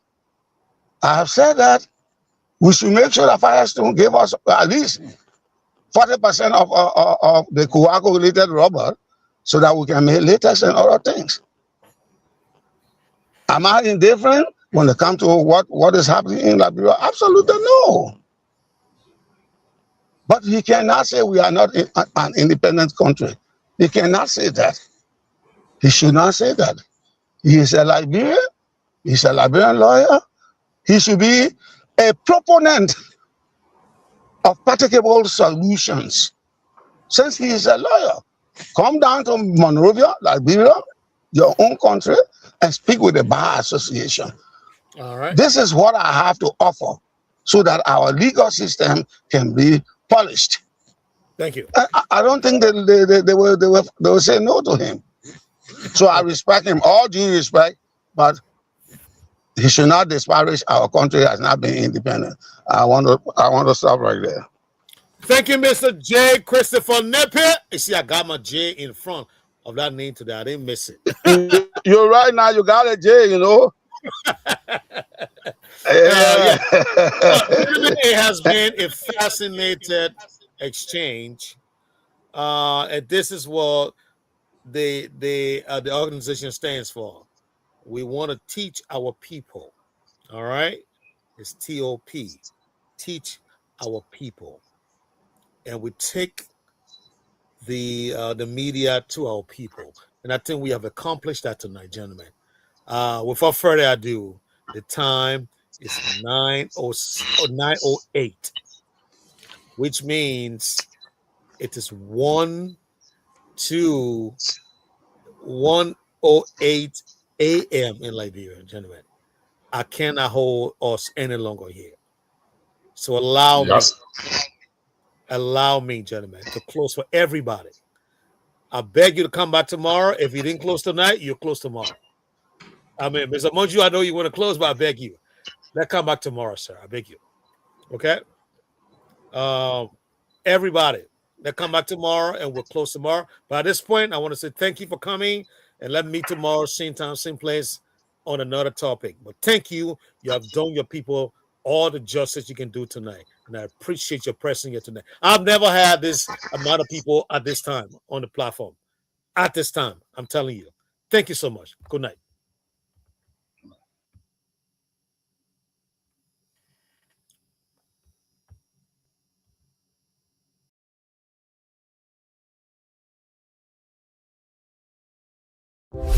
TOP FM